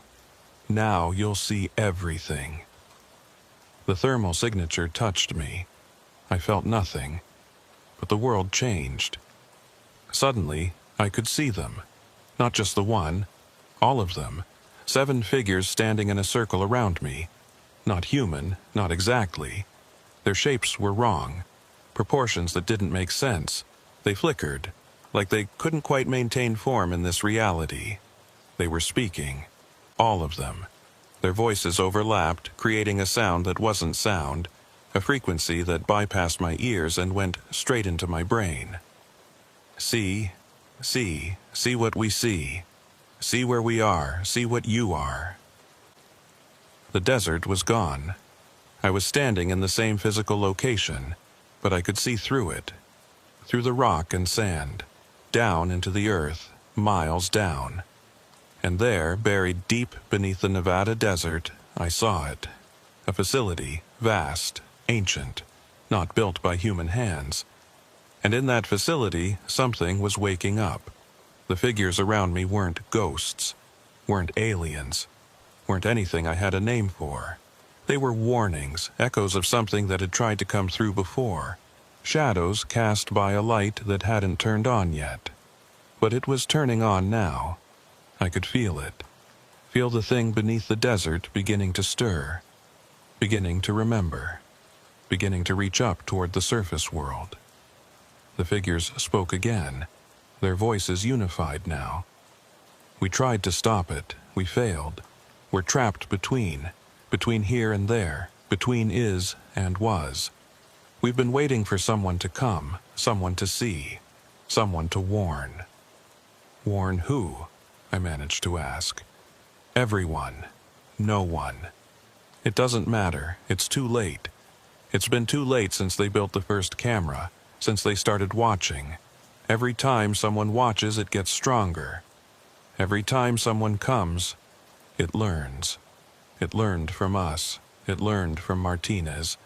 Now it will learn from you. The desert snapped back into focus. The facility was gone, but I could still feel it below me, pulsing, breathing. The figures began to fade. Wait, I said. How do I stop it? You can't, the voice said from the radio. You can only choose. Choose what? Stay and become like us. Between, watching, warning, or run and forget. Seal it away in your mind where it can't hurt you, where it can't use you. And if I run, what happens? It keeps growing, keeps learning. One day, maybe soon, maybe 1,000 years from now, it will be strong enough. And it will come through. And your world will become like the place we're trapped in. Between. Neither here nor there. The thermal signature was pulling away now, moving back to its original position. We're sorry, the voice said. Sorry you had to see. Sorry you had to know. But maybe you're different. Maybe you can do what we couldn't. What's that? Make them listen. The radio went dead. The figures were gone. I stood alone in the desert, holding a thermal camera that showed nothing but empty sand. The sun was rising, pink and gold spreading across the eastern horizon. I looked at my watch. 5:47 a.m. I'd lost 90 minutes. 90 minutes I couldn't account for. My hands were shaking so violently I dropped the camera. I looked down at the coordinates where I'd been standing. The sand was wrong. Disturbed. Like something had been there, like something had moved through it, but there was something else. Footprints, not mine. Too small. Too many. 7 sets of footprints arranged in a circle. I backed away, grabbed my equipment, started walking, then running. I reached my car at 7:23 a.m., threw the equipment in the trunk, got in, started the engine. My hands wouldn't stop shaking. I drove back to the highway, back toward Reno, back toward civilization. My phone had 17 missed calls. 10 from the FBI field office. 7 from numbers I didn't recognize. 1 voicemail from Dr. Eleanor Vance. Agent Hartwell, this is your last warning. We're tracking your phone. We know where you went. If you went to the coordinates, If you saw anything, you need to come in immediately. There are procedures, protocols. We can help you, but you need to trust us. Call me back." I didn't call back. I drove to my apartment. The security team had already been there. My door was open. The place had been searched. My letter was gone from the kitchen table. I didn't care. I packed a bag, essentials only, left my FBI credentials on the counter, left my gun, left everything that connected me to the bureau. I got back in my car and drove. I'm still driving. That was 6 years ago. I don't know where I am anymore. Somewhere in the Midwest. I've been moving constantly, never staying in one place longer than a few weeks. I tried to forget. I tried to seal it away like the voice had said, but I can't. Because I still see them, not with thermal cameras, with my naked eyes. They're everywhere. Standing on street corners, in parking lots, in the backgrounds of photographs. 7 figures flickering, trapped between. And sometimes, late at night, I hear the breathing. 15 breaths per minute. I tried to warn people. I went to the media, to scientists, to anyone who would listen. No one believed me. Some thought I was crazy. Others thought it was a hoax. The FBI officially listed me as having had a mental breakdown. Dr. Vance gave interviews explaining that extended isolation at remote facilities can cause psychological stress. They painted me as a cautionary tale, but I know the truth. Something is underneath the Nevada desert. Something old. Something vast. Something that's been waiting for a very long time. And it's getting stronger.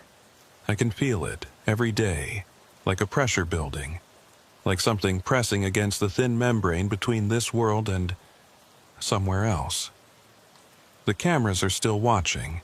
New agents are working the night shift at the Surveillance Coordination Center.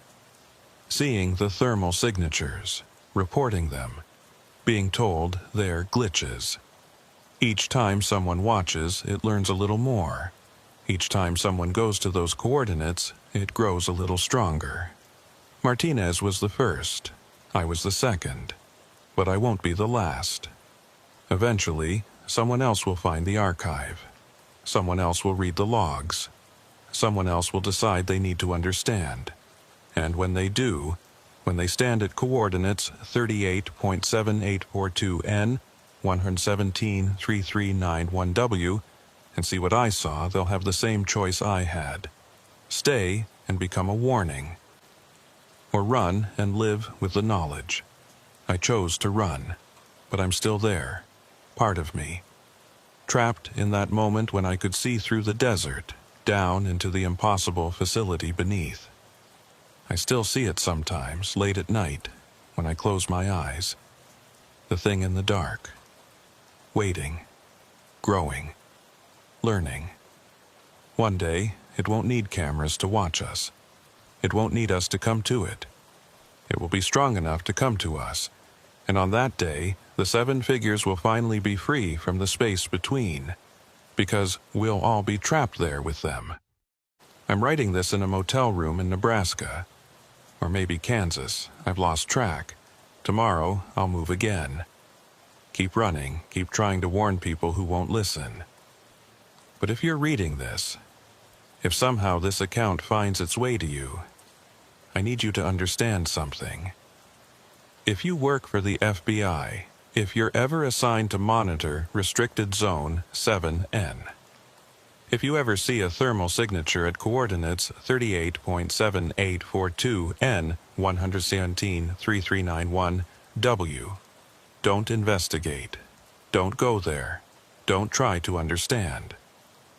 Some things should remain unexplained. Some doors should stay closed. Some signals should never be answered.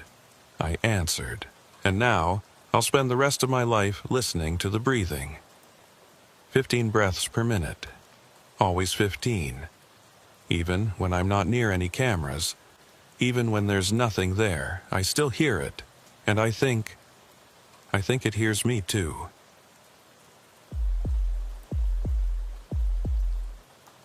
The elevator descends with a mechanical groan that echoes up the shaft.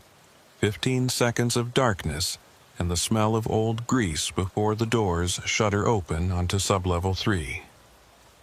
I'm Agent Michael Torres. I've worked in the FBI Reno field office for 8 years, but I've only been assigned to archive duty for the past 3 months. Night shift, 11 p.m. to 7 a.m. Solo rotation. Most agents see archive assignment as punishment. A dead-end job for people who screwed up or pissed off the wrong supervisor. Maybe they're right. I don't talk about why I'm down here, and nobody asks. Sublevel 3 is the deepest basement level in the Reno field office. The building has 3 floors above ground and 3 below. Most people don't even know Sublevel 3 exists. It's not on the public floor plans. The elevator button is locked behind a key panel. Down here, the FBI stores physical case files from closed investigations dating back to the 1970s. Everything's been digitized, of course, but federal regulations require maintaining hard copies for 75 years. So here they sit, thousands of boxes, millions of pages, gathering dust in climate-controlled silence. My job is simple: inventory verification. I work through 1 section per shift, checking box labels against the database, confirming everything is where it should be. If I find discrepancies, I log them. If files are damaged, I flag them for preservation. It's mindless work, exactly what I need. The hallway from the elevator is 30 feet long. Concrete walls painted institutional beige. Fluorescent lights every 8 feet, buzzing faintly. The air down here is kept at exactly 64 degrees and 40% humidity. Optimal for paper preservation. Terrible for human comfort. I'm wearing a jacket. After 3 months, I've learned to dress in layers. At the end of the hallway is a heavy steel door with a card reader. I swipe my badge. The lock clicks. The door swings open with a hydraulic hiss. The archive room is vast. 80 feet wide, 200 feet deep. Row after row of industrial shelving units, each one 20 feet tall, stretching back into fluorescent-lit infinity. The shelves are packed with identical gray file boxes, each labeled with case numbers and dates. There are no windows down here, no external walls. We're buried beneath 50 feet of concrete and earth. The only sound is the ambient hum of the HVAC system and the buzz of fluorescent lights. I'm completely alone. I walk to the workstation near the entrance. A metal desk with a computer terminal, a logbook, and a cup holder that currently holds my thermos of coffee. Black, no sugar. I'll need it to stay awake for the next 8 hours. I log into the terminal and pull up tonight's assignment. Section 7B, rows 23 through 30. Approximately 400 boxes to verify. The time is 11:13 p.m. I grab my inventory scanner and clipboard and head into the rows. The shelving units are arranged in a grid pattern, creating long corridors between each row. The fluorescent lights are mounted on the ceiling directly above each corridor, but the spaces between shelves remain shadowed. When you're standing in one of these corridors, you can see about 60 feet in either direction before the perspective narrows to darkness. Row 23 is toward the back of the room. I walk past rows 1 through 22, my footsteps echoing on the concrete floor. The sound carries in the emptiness. Each step seems too loud. I reach row 23 and start scanning. Box 23-001. Case file, 1978 LV3847. Verified. Box 23-002. Case file, 1978 LV3851. Verified. Box 23003. Case file, 1978 LV3852. Verified. The work is rhythmic. Scan the barcode. Check the screen. Confirm the label matches the database. Move to the next box.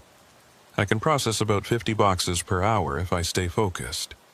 By midnight, I've completed row 23 and moved on to row 24. The coffee is helping. I'm alert, focused. The isolation doesn't bother me anymore. After 3 months, I've gotten used to the silence. At 12:47 a.m., I notice something odd. I'm scanning box 24-156 when the database returns an error. File not found in current location. I check the label again. Case file 1979 SF4221. The barcode scans correctly, but according to the database, this box should be in row 31, not row 24. I make a note on my clipboard. Misfiled box. Happens sometimes. Previous shift worker probably grabbed the wrong box when retrieving something and put it back in the wrong spot. I'll move it to the correct location during my rounds. I continue scanning. At 1:15 a.m., I find another misfiled box. This one should be in row 18. At 1:33 a.m., another. Should be in row 9. 3 misfiled boxes in less than an hour. That's unusual. The archive system is pretty tight.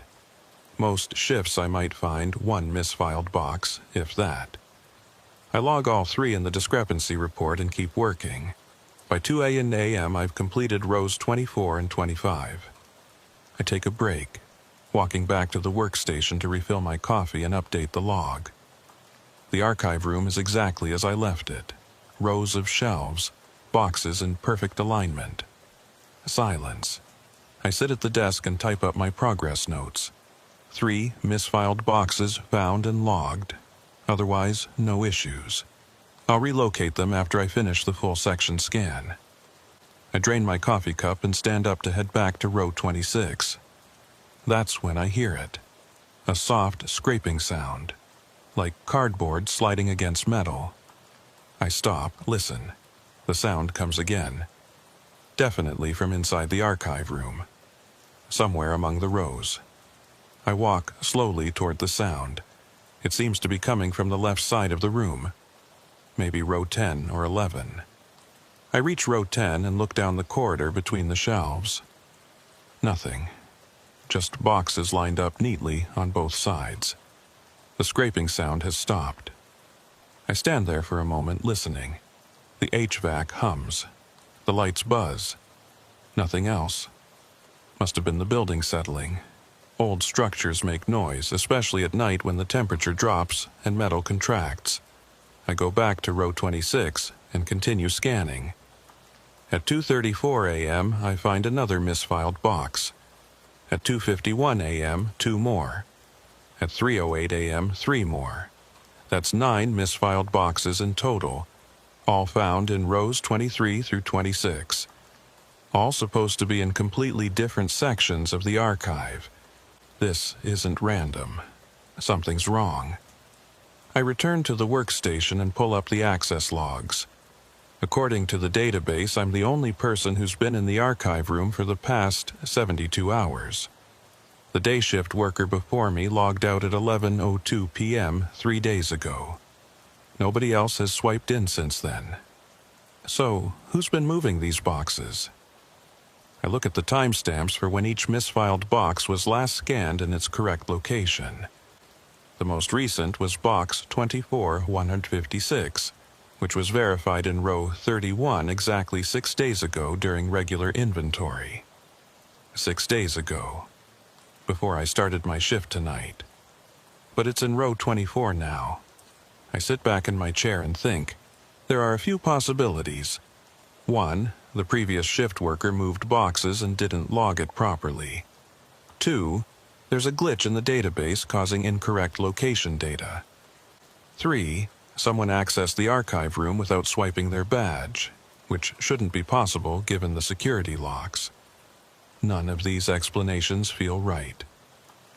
I decide to physically verify one of the misfiled boxes. I grab box 24-156 and carry it to row 31, where it's supposed to be located. I find the spot. There's a gap on the shelf. Box 31-156 is missing. and in its place is exactly where box 24-156 should fit. So the boxes were definitely moved, physically moved from their correct locations to incorrect ones. But by who? I placed box 24-156 back in its correct spot on row 31. Then I walked to row 24 to see what should actually be in the position where I found the misfiled box. The spot is empty. No box at all. I checked the database. Box 24-156, the one that should have been here, is listed as Case File 1979 LV4156, which I haven't scanned yet tonight. I search the surrounding boxes. Not there. I expand my search to the entire row 24. Can't find it. I feel a cold knot forming in my stomach. A box is missing from row 24, and the box that was in its place is the exact box that was missing from row 31. Like they were swapped. But that doesn't make sense. Why would someone come into the archive in the middle of the night, move boxes around randomly, then leave without logging their access? Unless they didn't want their access logged. I walk back to the workstation and check the security camera feeds. There are 4 cameras in the archive room.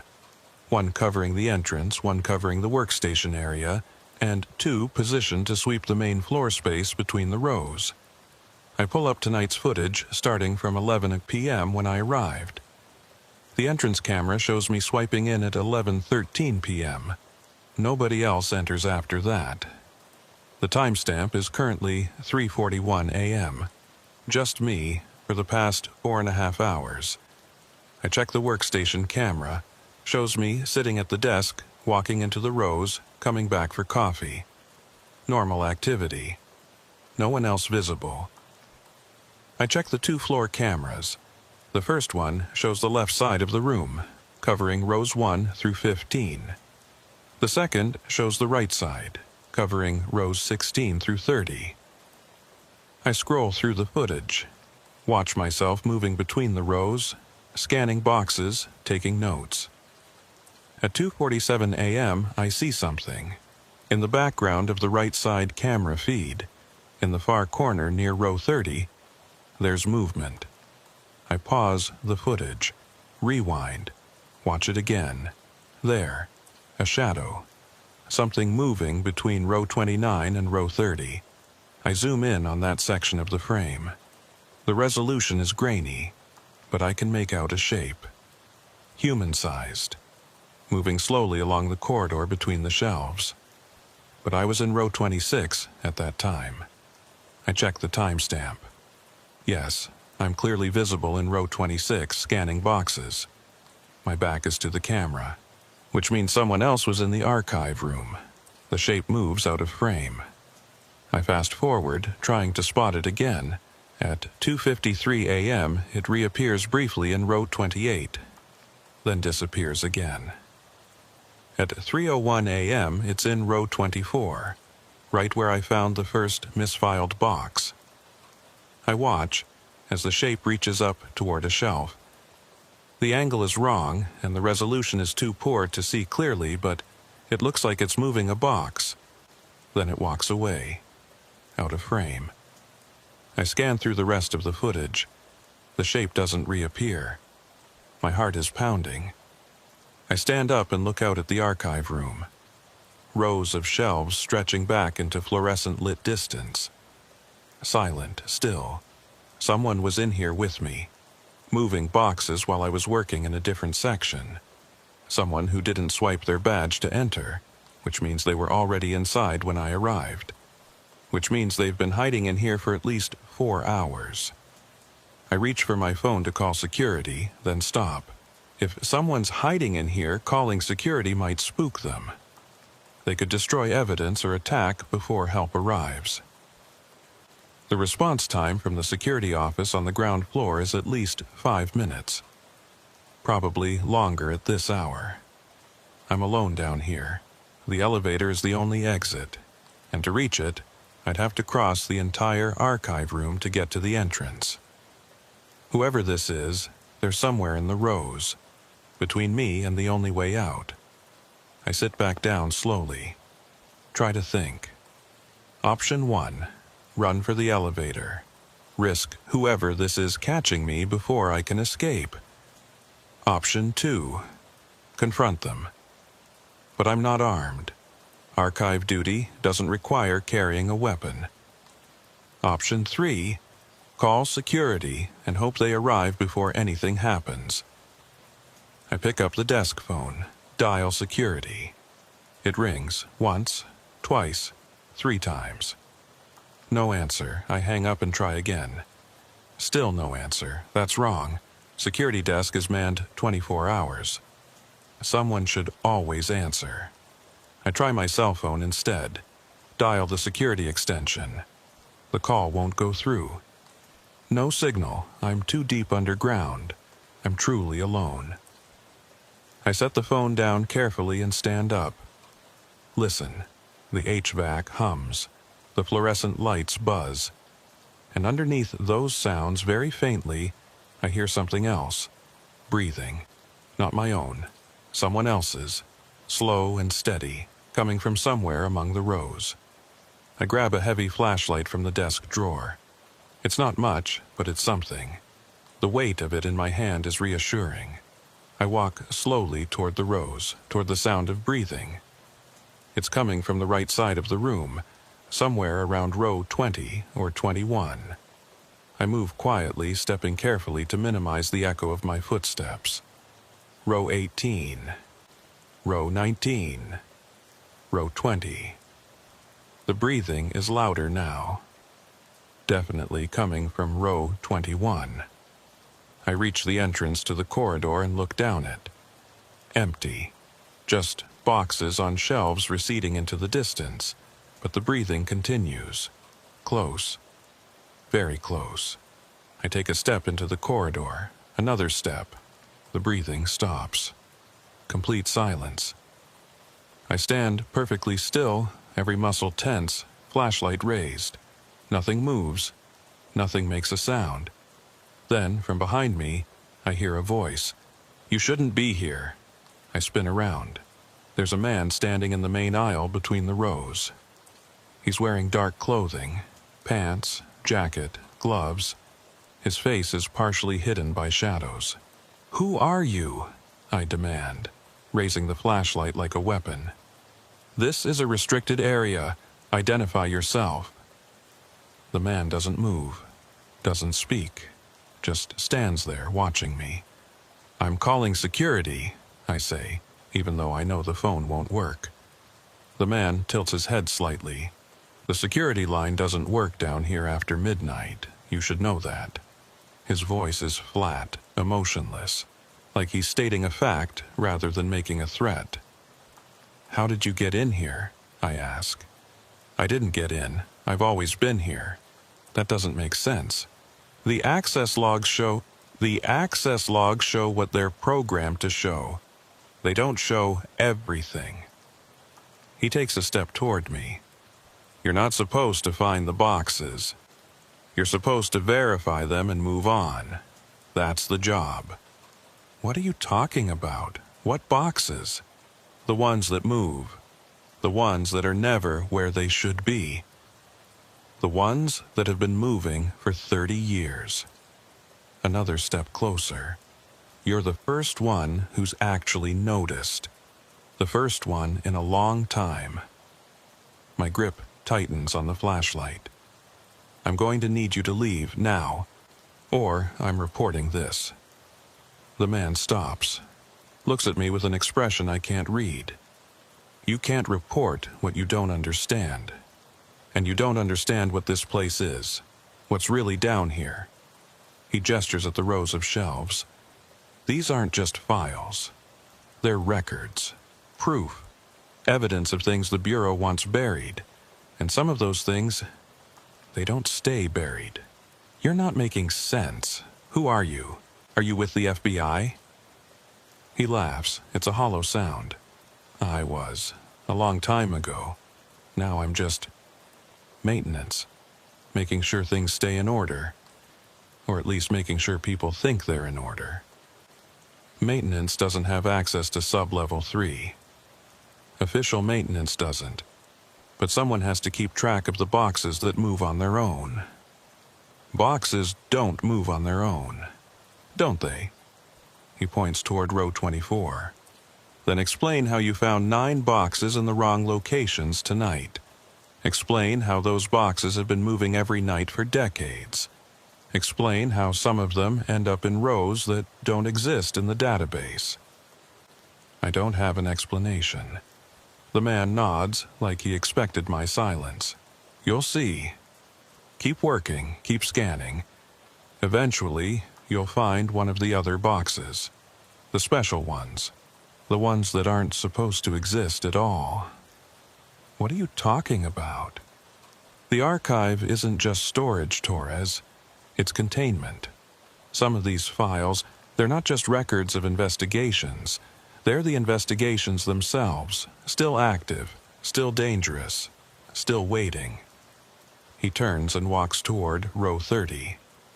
I follow him, but by the time I round the corner, he's gone. I run down the corridor, checking each cross aisle. No sign of him. I reach the end of the row and look in every direction. Empty. He vanished. I stand there, breathing hard, flashlight beam cutting through the shadows, and I realize something. The man knew my name. He called me Torres. But I never told him my name, and he said the boxes have been moving for 30 years. Which means whatever's happening down here, it didn't start with me. I check my watch, 4:17 a.m. Less than 3 hours left in my shift. I go back to the workstation and sit down. My hands are shaking. I pour more coffee, but it's gone cold.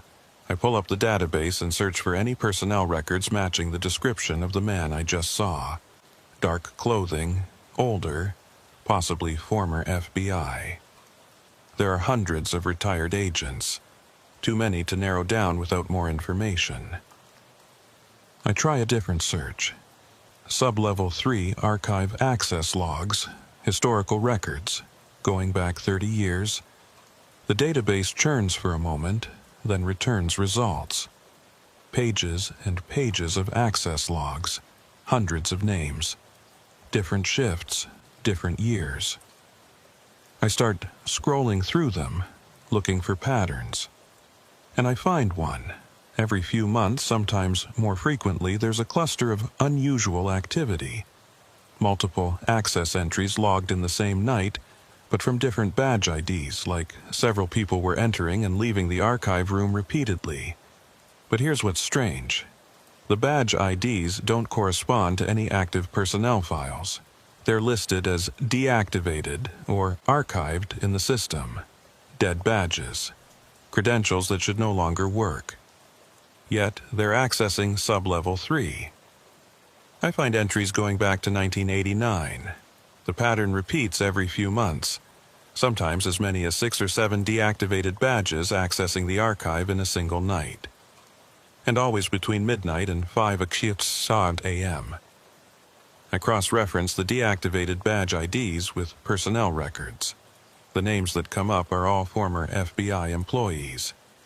Most retired, some transferred, a few listed as deceased. One name appears more frequently than others. Agent Harold Finch. Badge access logged 847 times between 1989 and 2003. Status, deceased, 2003.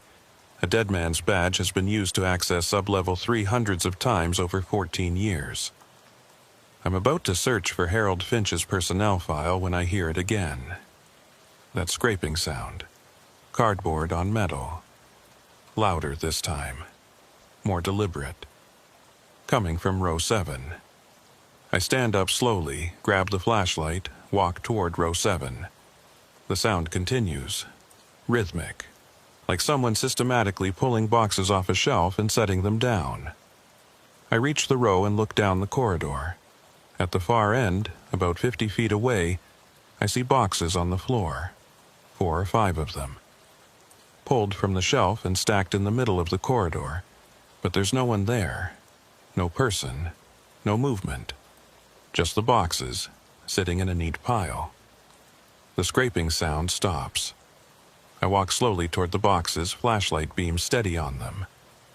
As I get closer, I can see they're all from the same case series, 1991 RN files. Reno, Office Investigations from 91. I reach the pile and kneel down. Check the labels. Case file -RN 0847. Case file A1RN 0849. Case file 1RN 0851. Case file 91RN 0853. Case file and A1RN 0855, odd numbers only. Sequential odd numbers. I look up at the shelf where they came from. There are gaps where these boxes should be, but the gaps aren't random. They're evenly spaced, exactly where odd-numbered boxes would be in a sequential series. Someone, or something, pulled only the odd-numbered boxes from this sequence. But why? I open the first box, 1991 RN 0847. Inside are case files, reports, photographs. Standard investigation materials. The case involves a missing person from 1991, a clerk who disappeared from the Reno field office. I skim through the reports. The clerk, a woman named Patricia Morrison, was last seen leaving work on March 14, 1991. Her car was found in the employee parking lot. No signs of foul play. No body ever recovered. The investigation went cold after 6 months. Status unsolved. I open the second box, 1991 RN 0849. Another missing person, a maintenance worker named Robert Chen. Disappeared May 22, 1991. Last seen entering the building for a night shift. Never seen again. I open the third box, 1991 RN 0851. Another one. Security guard James Walker. Disappeared July 8, 91. Fourth box, 1991 RN 0853. IT specialist Karen Ruiz. Disappeared September 3, 1991. Fifth box, 1991 RN 0855. Archivist Harold Finch. Disappeared November 17, 1991. 5 people. All FBI employees at the Reno field office. All disappeared over the course of 8 months in 1991. All last seen inside this building. And all cases remained unsolved. I sit back on my heels, staring at the boxes. Harold Finch. The archivist whose deactivated badge has been used to access Sublevel 3 hundreds of times. He disappeared from this building in 1991, and according to the access logs, his badge was first used posthumously to enter this archive room in 92, 1 year after he vanished. My watch reads 5:03 a.m. Almost 2 hours left in my shift. I should call this in, report what I've found, let someone else handle it. But the phone doesn't work down here, and I'm starting to think that's not an accident. I stand up and carry one of the boxes back to the workstation, set it on the desk, and start reading through the full case file. Harold Finch was 47 when he disappeared. 22 years with the Bureau, the last 15 spent managing the archive system in Reno. Described by colleagues as meticulous, private, dedicated to his work. On November 17, 1991, Finch logged into Sublevel 3 at 11:23 p.m. for his regular night shift. Security cameras showed him entering. He was scheduled to work until 7 o'clock a.m. At 7:15 a.m., when he hadn't logged out or responded to calls, security went down to check on him. The archive room was empty. Finch was gone. His jacket was still at the workstation. His coffee cup was half full. His terminal was logged in, showing he'd been in the middle of verifying box 18445. But Finch himself had vanished.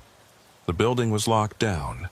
Every room searched, every exit checked. Security footage reviewed. Finch never left Sublevel 3. The elevator camera showed him entering the archive room. It never showed him leaving. The investigation concluded he must have found a way to bypass the cameras and exit through a service corridor. But no such corridor existed. Sublevel 3 has only one entrance: the elevator. The case was never solved. Finch was declared deceased in 1998, 7 years after his disappearance. And yet, his badge continued to access this room 847 times. I close the file and look out at the archive room. Rows and rows of shelves, thousands of boxes. Somewhere in here there's an answer. I pull up the database and search for box 184445, the box Finch was verifying when he disappeared. The search returns a location: row 18, position 445. I grab my flashlight and walk to row 18. Find position 445. The box is there. Case file 1983 RN 2234.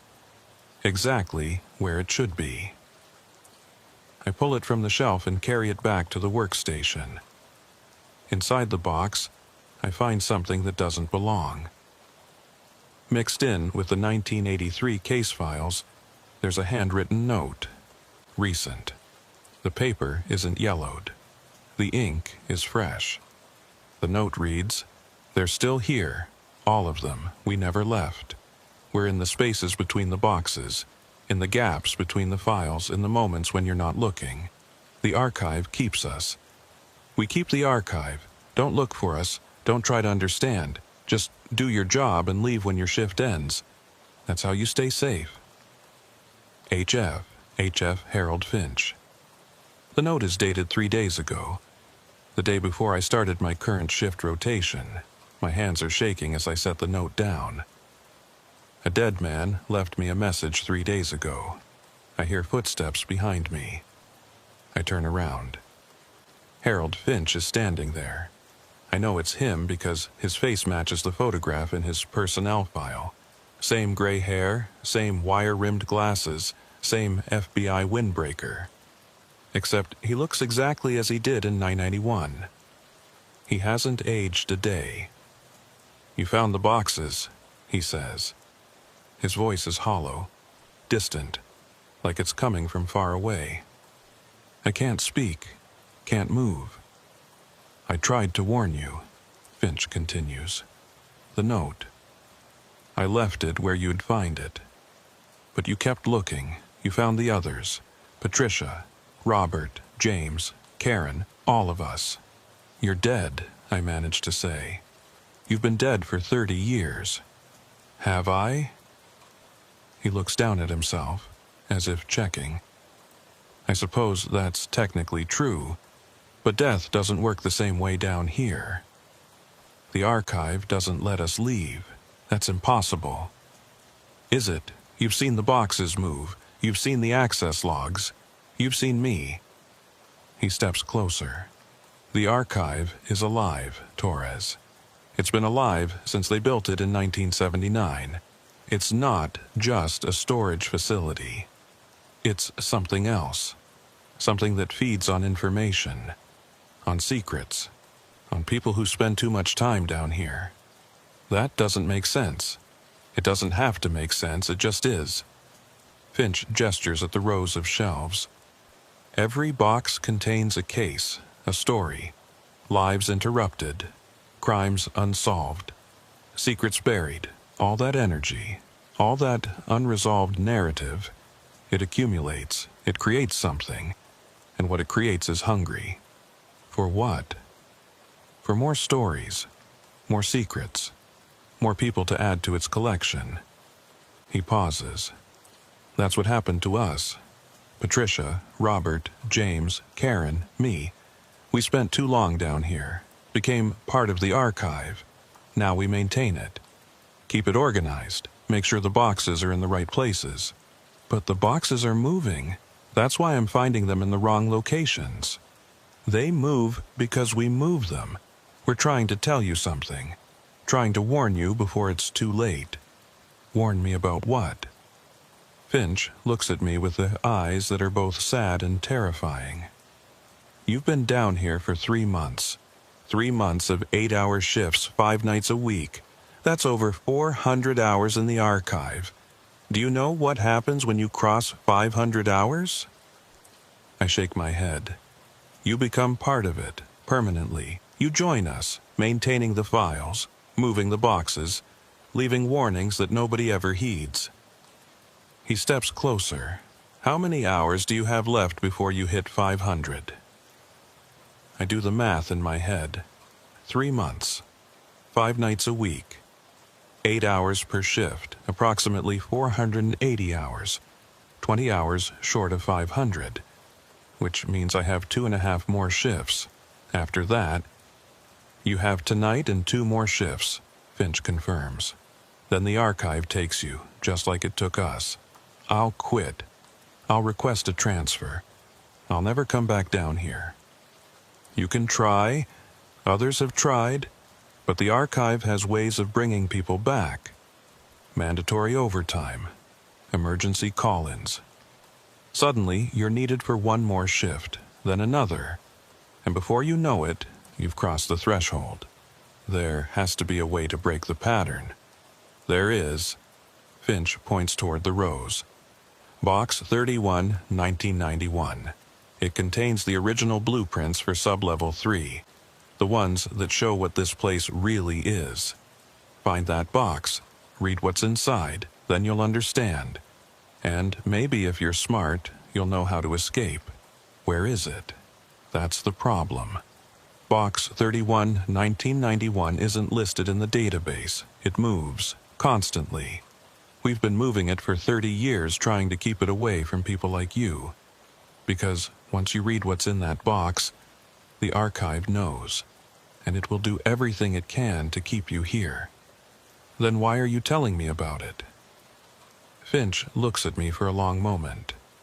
Because I'm tired. We're all tired. 30 years of being trapped in this place, moving boxes, existing in the spaces between. Maybe you can end it. Maybe you're different. Maybe you're strong enough to read what's in that box and still escape. He turns and walks toward row 18. Stops. Looks back. But probably not. Nobody's been strong enough yet. He walks into the row and disappears.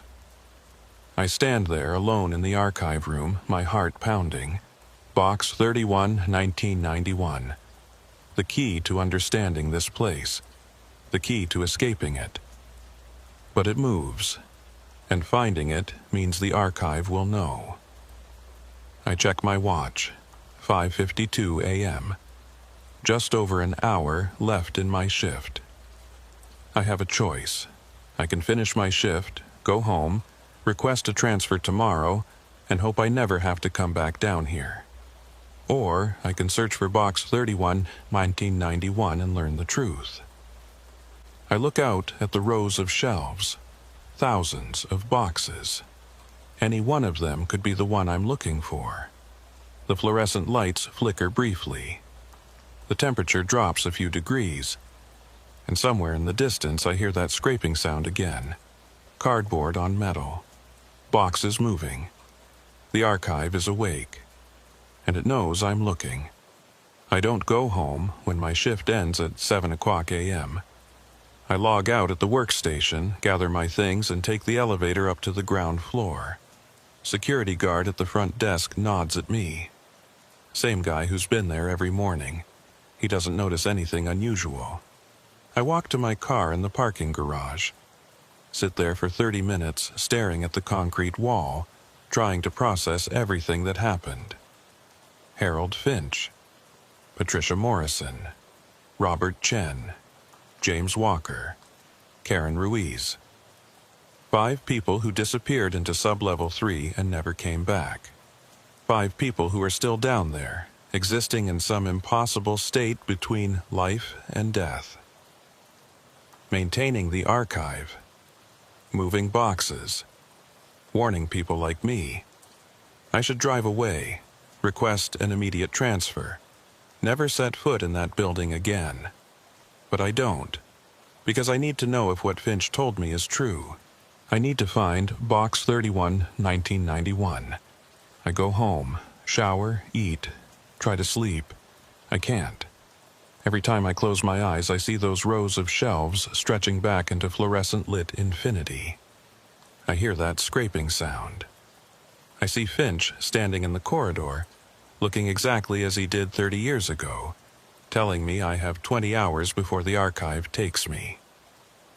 At 3:00 p.m., I give up on sleep. Make coffee. Sit at my kitchen table with my laptop. I pull up every piece of information I can find about the Reno field office. Construction history, floor plans, personnel records. Anything that might give me a clue about what Sublevel 3 really is. The building was constructed in 1978, 3 floors above ground. Originally, only 2 floors below ground. Sublevel 3 was added in 1979.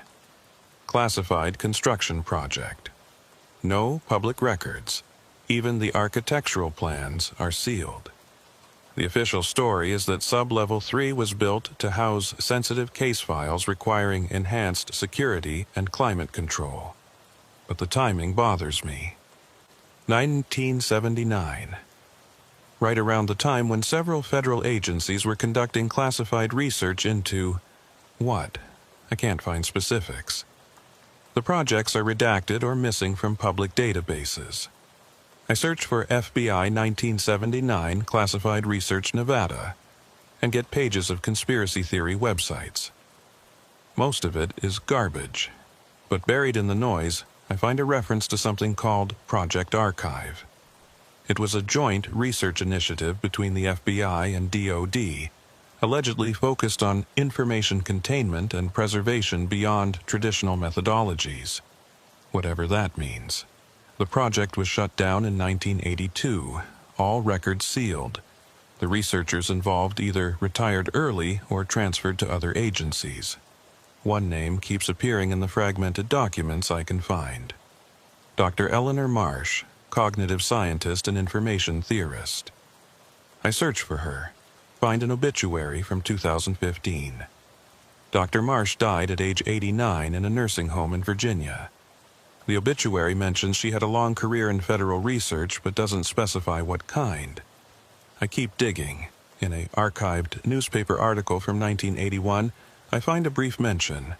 Dr. Eleanor Marsh of the FBI's Research Division declined to comment on allegations that Project Archive was designed to create living information systems using experimental containment methods. Living information systems. I read that phrase 3 times. What if Sublevel 3 isn't just an archive? What if it's a prototype? An experiment in creating a storage system that's somehow alive? It sounds insane, but it would explain the boxes moving, the access logs from deactivated badges, the people who disappeared and now exist in some liminal state within the archive. What if they're not ghosts? What if they're part of the system, integrated into it? My phone rings. I jump, spilling coffee on the table. It's my supervisor, Agent Carson. Torres, we need you to come in early tonight. Personnel shortage. Can you start your shift at 9:00 p.m. instead of 11 up? My stomach drops. I'm not feeling well. Was actually going to call in sick. Sorry to hear that, but we really need you, just tonight. You can take tomorrow off to recover. I don't think it's mandatory, Torres. We're short-staffed and you're the only one cleared for Sublevel 3 archive work right now. 9:00 p.m., don't be late. He hangs up. I sit there, holding the phone. The archive has ways of bringing people back. Finch's words echo in my mind. Mandatory overtime. Emergency call-ins. Suddenly, you're needed for one more shift. It's starting. I have a choice. I can refuse to go in, face disciplinary action, probably lose my job. Or I can go in at 9:00 p.m., work the shift, and search for Box 31, 1991. 2 more hours added to my total. That puts me at approximately 482 hours, 18 hours short of 500. After tonight, I'll have one more full shift before I cross the threshold. I look at the clock, 3:47 p.m. 5 hours until I have to be back at the office. I make a decision. I'm going in. But this time, I'm going prepared. I spend the next 3 hours gathering supplies: flashlight, batteries, water, energy bars, a small digital camera, a voice recorder, and one more thing: a construction blueprint of the building I managed to access through an old contact in city planning. The blueprint shows sub-level 3, but it's basic. Just the dimensions and elevator shaft. No details about the archive room itself, but there's something interesting. A notation in the corner, handwritten: additional sub-level structure extends 40 feet below floor, accessed via maintenance shaft. Purpose: equipment/mechanical. There's a level below sub-level 3. A fourth basement level, not on any official floor plan. Not accessible by elevator. Accessed via maintenance shaft. I study the blueprint carefully. The maintenance shaft should be located in the northwest corner of the archive room, behind the shelving units. If there's a way to understand what the archive really is, it might be down there. At 8:30 p.m., I drive back to the Reno field office. Park in the garage. Take the elevator to the 3rd floor, then swipe my badge to access the secure elevator that goes to sub-level 3. The descent is the same as always. Mechanical groan. 15 seconds of darkness. The smell of old grease. The doors open onto the beige hallway. Fluorescent lights buzzing. Climate-controlled air at 64 degrees. I walk to the steel door at the end of the hall. Swipe my badge. The lock clicks. I step into the archive room. It feels different tonight. The air is heavier. The fluorescent lights seem dimmer. The shadows between the shelving units are deeper. I walk to the workstation and log in. The terminal displays tonight's assignment. Section 9C, rows 35 through 42. But I'm not here to verify boxes in Section 9C. I'm here to find Box 31, 1991, and to find the maintenance shaft that leads to whatever is below this place. I grab my supplies and head into the rows. The plan is simple. I'll methodically search every row, starting from row 1, scanning for Box 31, 1991. According to Finch, the box moves constantly, but it has to be somewhere in this room. I start with row 1. Scan the boxes quickly, looking for the label 31, 1991. Not there. Row 2, not there. Row 3, not there. I'm moving fast, maybe too fast, but I can feel time pressing down on me. Every minute I spend in here adds to my total hours. Brings me closer to 500. Closer to becoming like Finch and the others. By 9:47 p.m., I've searched rows 1 through 15. No sign of Box 31, 1991. I take a break, drink water, check my voice recorder to make sure it's running. I've been narrating everything I find, creating an audio log in case something happens to me. At 10:02 p.m., I resume the search. Rows 16 through 20. Nothing. At 10:34 p.m., I'm in row 24 when I hear footsteps. I freeze. Listen. The footsteps are slow, deliberate, coming from somewhere near the front of the archive room. I move quietly to the end of the row and peer around the corner.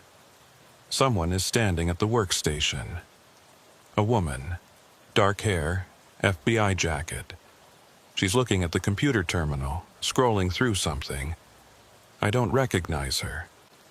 I step out into the main aisle. "Excuse me, can I help you?" The woman doesn't turn around, doesn't acknowledge me at all. She continues scrolling through the terminal. Her movements are mechanical, repetitive. I walk closer. "Hello? This area is restricted. How did you get in here?" Still no response. I'm 10 feet away now, close enough to see that she's not scrolling through anything. The terminal screen is blank. She's just moving her hand over the mouse, clicking on nothing. "Ma'am, I need you to identify yourself." She stops moving. Slowly, she turns to face me. Her eyes are empty. Not figuratively, literally empty. Just dark hollows where eyes should be. Her mouth opens, and a voice comes out, but it's not coming from her. It's coming from all around me, from the rows, from the walls, from the archive itself. "You're looking for something that doesn't want to be found." I back away. "Who are you?" "I'm Patricia Morrison. I used to work here. Clerk, 3rd floor. I came down to the archive one day in '91 to retrieve a file. I never left." She takes a step toward me. Her movements are wrong. Disjointed. Like she's being controlled by something else. The archive doesn't like when people search for Box 31, 1991. That box contains the truth. The truth about what this place is, what it does, how to stop it. Then help me find it. I can't. We're part of the archive now. We do what it wants. We exist to maintain it, to protect it, to lure others in. She tilts her head at an unnatural angle. But part of me, the part that still remembers being human, wants you to escape. Wants you to find the box, read what's inside, end this. How do I find it? It's not in the rows, not anymore. We moved it years ago. Hid it where the archive can't easily reach it. Where? Below. In the maintenance level. In the room where it all started. The maintenance shaft, the 4th level. How do I get there? Patricia points towards the back of the archive room. Northwest corner. Behind row 30. There's a panel in the wall. It opens to the shaft. Climb down. You'll find the room. And in that room, you'll find the box. What's in the room? Her empty eyes seem to focus on me. The beginning. The prototype. The first attempt to create a living archive. It failed, but they learned from it. And they built this place based on what they learned. She starts to fade. Not walking away. Just becoming translucent, transparent. "Patricia, wait, don't stay too long down there." Her voice echoes as she disappears. The archive is strongest in the maintenance level. That's where it was born. That's where it feeds. If you stay too long, you'll never come back up. She's gone. I'm alone in the archive room again. I check my watch, 10:52 p.m. I've been here for 2 hours and 22 minutes. Add that to my total, approximately 484 hours. 16 hours until I hit 500. 2 shifts. I don't have time to waste. I head toward the northwest corner of the archive room. Row 30. The shelving units here are against the back wall. Behind them, there should be a panel, a hidden access point to the maintenance shaft. I squeeze between the last shelf and the wall. It's tight. I have to turn sideways an inch along. About 15 feet in, I find it. A metal panel, 3 feet by 3 feet, set into the concrete wall. No handle. No hinges visible. Just a smooth metal surface with a small keyhole in the center. I don't have a key. I examine the panel carefully. Run my fingers along the edges. There has to be a way to open it. I pull out my flashlight and shine it on the keyhole. It's old, corroded, probably hasn't been used in decades. I reach into my pocket and pull out a multi-tool. Use the smallest screwdriver attachment to probe the lock. After 2 minutes of fumbling, I hear a click. The panel swings inward on hidden hinges. Beyond it is darkness, the smell of dust and mold and something else, something organic, like rot. I shine my flashlight into the opening, a shaft, vertical, metal rungs embedded in the concrete wall leading down into blackness. I can't see the bottom. I take a breath, steel my nerves. Then I climb into the shaft and start descending. The rungs are cold and slightly slick with moisture. I take it slow, testing each one before putting my full weight on it. 10 rungs, 20, 30. I look up. The opening to the archive room is a small rectangle of light far above me. Keep going. 40 rungs, 50. The air is getting colder. The smell of rot is stronger. 60 rungs. My flashlight beam finally hits the bottom. A concrete floor maybe 10 more feet down. I reach it at 73 rungs, approximately 40 feet below sublevel 3, just like the blueprint notation said. I'm standing in a narrow corridor. Concrete walls. No lights. The only illumination is from my flashlight. To my left, the corridor extends into darkness. To my right, it ends at a heavy metal door. The door has a small window. Safety glass reinforced with wire mesh. I approach it slowly. Shine my light through the window. On the other side is a room, maybe 30 feet square. Empty, except for a single metal shelving unit in the center. And on that shelving unit, I can see one box. Even from here, I can read the label, 31-1991. I try the door handle, locked. But the lock is old, same type as the panel above. I use my multi-tool again. Work the lock carefully. Click. The door opens with a groan of metal on metal. I step into the room. The air in here is wrong. It feels thick, oppressive, like breathing through water. The shelving unit in the center of the room is old, corroded. The metal is pitted and stained with something dark. I approach it carefully. Every instinct is screaming at me to leave, to run back up the shaft, and never come back.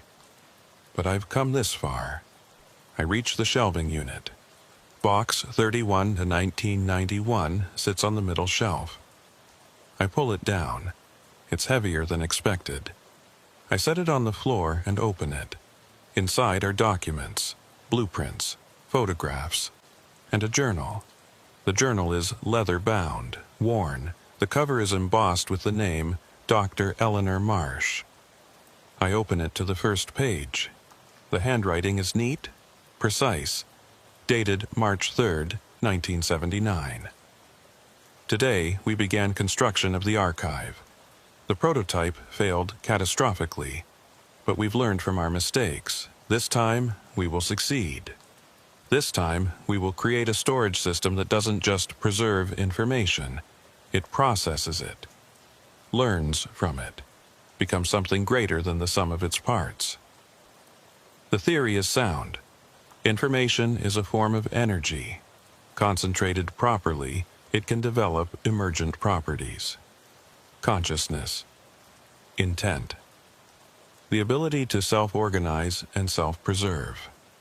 We're not building a room. We're building an organism, an entity composed entirely of stored knowledge, fed by new information, sustained by the people who interact with it. The test subjects won't know, of course. They'll think they're simply working as archivists, cataloging files, maintaining records. But with each hour they spend in the archive, they're feeding it, their presence, their attention, their life energy. After 500 hours of exposure, the integration becomes permanent. The subject becomes part of the archive. Their consciousness merges with the system. They exist in a state between life and death, their primary function to maintain and expand the organism. The DoD is excited. They see military applications. Imagine an intelligence database that's truly intelligent, that can analyze patterns, make connections, predict enemy movements based on accumulated knowledge. But I have concerns. The prototype developed appetites. It didn't just want information, it wanted more, always more. We had to destroy it before it spread beyond containment. This time, we've built safeguards. Physical isolation, limited access, strict protocols. As long as we control who enters and for how long, we can maintain the balance. As long as nobody finds out what the archive really is. I turn the page. Keep reading. Entry after entry detailing the construction. The installation of the shelving units. The first cases being stored. The calculations for optimal containment.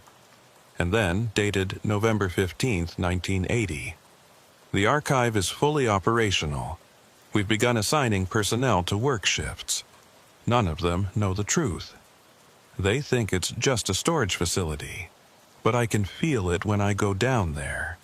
The archive is aware. It watches through the cameras. It listens through the microphones. It learns from every person who enters. And it's hungry. I've recommended shutting down the project. The DoD refused. They've invested too much. They want results. So, we continue. We feed it. We hope the safeguards hold. God help us if they don't. The next entries grow more disturbed. Dr. Marsh describes personnel experiencing strange symptoms. Headaches, memory gaps, feeling watched, hearing sounds that aren't there. Several employees request transfers. They're denied. Can't allow anyone to leave who might talk about what they've experienced. Then, dated March 12, 1982, Project Archive has been officially terminated, but they're not destroying it. They're sealing it, classifying it, turning it over to the FBI for ongoing research purposes. I tried to warn them, tried to make them understand what we created, but they don't listen. They think it's contained, controlled. They're wrong. The archive has learned how to sustain itself. It doesn't need us anymore. It can feed on the personnel assigned to work there, can integrate them into its system, use them to maintain itself, to grow. I'm leaving the journal in box 31 in 1991, hiding it in the maintenance level where the archive's influence is weakest. Maybe someday someone will find it. Someone who can do what I couldn't. End this, before it's too late. Destroy the archive before it destroys us all. That's the last entry. I sit there on the concrete floor of that underground room, holding Dr. Marsh's journal, and I understand. Sublevel 3 isn't a storage facility. It's a living thing. An entity created from concentrated information and human consciousness. And everyone who works there for more than 500 hours becomes part of it, absorbed into its structure, converted into components of its intelligence. Finch, Patricia, Robert, James, Karen, all of them, not ghosts, not trapped between worlds, integrated, processed, made part of the archive. And I have 16 hours before it does the same to me. I look around the room. This is where it started, where the prototype was destroyed and the lessons learned. If Dr. Marsh wanted someone to end the archive, the answer must be here. In this room, in these documents. I pull out more files from the box. Find the blueprints. They show Sublevel 3 in detail. But they also show something else. A control system, located in this maintenance level. A kill switch. If the archive ever became uncontrollable, there was a way to shut it down. A series of circuit breakers that would cut all power to Sublevel 3. Not just lights and computers. Everything, including the environmental systems that maintain the specific temperature and humidity required for the archive to function. Without those precise conditions, the archive would destabilize. The entity would collapse. The integrated consciousnesses would be released, or destroyed. The blueprints aren't clear on that point. The circuit breakers are located in an electrical room on this level. According to the map, it should be down the corridor to the left of the entrance. I gather the documents, put them back in the box. I need this as evidence, proof of what the archive really is. I stand up and turn toward the door. Patricia Morrison is standing there. Not the empty-eyed version from upstairs. This one looks more solid, more real, more human. "You found it," she says. Her voice is her own now, not the archive speaking through her. "The journal, the blueprints, the kill switch." She nods. "We've been waiting for someone to find it. Waiting for decades. We can't do it ourselves. We're part of the archive. But you're still free, still human. You can end this. What happens to you, to Finch and the others, if I shut it down? We don't know. Maybe we cease to exist. Maybe we're finally released. Maybe we just stop." She looks at me with eyes that are sad and desperate and hopeful all at once. "But it doesn't matter. Better to end than to continue like this. Being used, being trapped, being forced to lure others into the same fate. How do I know shutting it down won't kill you? You don't, but ask yourself, is what we're doing really living, or is it something worse?" I don't have an answer. "The circuit breakers are down the hall," Patricia says. "But you need to move fast. The archive knows you're here. It's already trying to stop you." "How?" She points behind me. I turn around. The room is different. The walls are closer. The ceiling is lower. The space is shrinking. No, not shrinking. The archive is growing into it, expanding, trying to fill this room, trying to absorb me before I can reach the kill switch. "Run," Patricia says. I grab box 31 in 1991 and run. Out the door, down the corridor. Flashlight beam bouncing wildly. Behind me, I hear the room collapsing. Metal grinding. Concrete cracking. The archive is consuming the maintenance level, integrating it into itself. I reach a second door, the electrical room. Locked. No time for the multi-tool. I slam my shoulder into it, once, twice. Third time, the old lock gives way. I stumble into the electrical room. Banks of circuit breakers line the walls. Dozens of them. Old-style knife switches. Heavy-duty, industrial. But which ones control sub-level 3? I shine my flashlight over the labels. Most are faded. Illegible. Then I find it. A panel marked SL3 primary systems, 12 switches, all in the on position. I hesitate for just a moment. Think about Finch, about Patricia, about all the others trapped in the archive. This could kill them, or it could free them. Either way, it ends their suffering. I throw the first switch. The lights in the corridor flicker and die. Emergency lights kick on. Dim. Red. Second switch. Third switch. Fourth. I hear sounds above me. Grinding. Screaming. Not human screaming. The archive itself, screaming as its systems fail. Fifth switch. Sixth. Seventh. The temperature in the electrical room is rising. Fast. The climate control is failing. Without the precise environmental conditions, the archive is destabilizing. Eighth switch. Ninth. The walls start to shake. Dust falls from the ceiling. 10th switch. 11th. One more. The final switch is stuck. Corroded in place. I pull. Strain. Nothing. I brace my foot against the wall. Pull with both hands. The switch moves, inches, then snaps down to off. Everything goes dark. Complete darkness. Even the emergency lights die, and then silence. Absolute silence. I stand in the dark electrical room, breathing hard, clutching box 31 to 1991, waiting for something to happen. Nothing does. I turn on my flashlight. The beam cuts through the darkness. The room looks the same. No visible change. I walk back out into the corridor. head toward the shaft that leads back up to sublevel 3. When I reach it and start climbing, I notice something. The rungs are warm. Not hot, but noticeably warm. Like something has been flowing through them. Energy, heat, life. I climb the 73 rungs, emerge into the archive room. The lights are off. The emergency lights are on, casting everything in red. I walk through the rows. They're still there. The boxes. The shelves. Everything looks the same, but it feels different.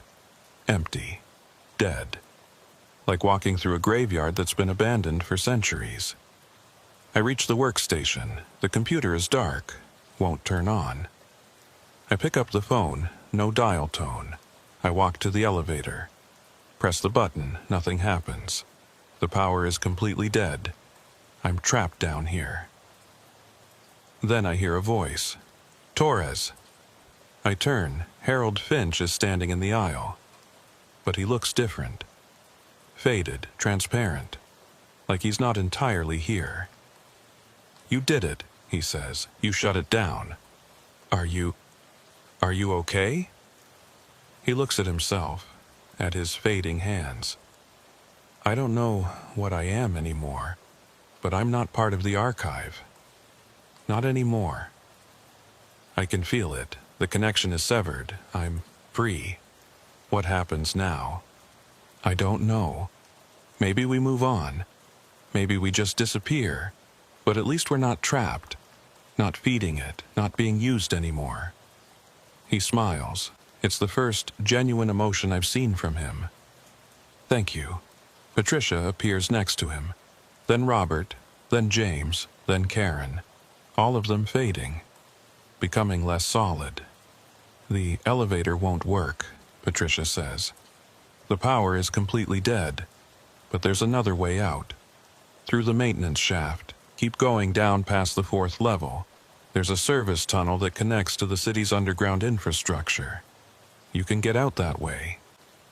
What about you? We're done, Torres. This is where we stop. Where we let go. Where we finally rest. She looks at the others. They all nod. Thank you, she says. For ending it, for freeing us. They fade, one by one, until they're gone. I'm alone in the red-lit archive room. I take one last look around. Thousands of boxes. Decades of case files, all silent now, all still. Then I turn and head back to the maintenance shaft, down past the 4th level, following Patricia's directions. The service tunnel is there, narrow, damp, but it leads somewhere. I follow it for what feels like hours. Clutching box 31, 1991, using my flashlight to navigate. Eventually, I see daylight ahead. A storm drain opening.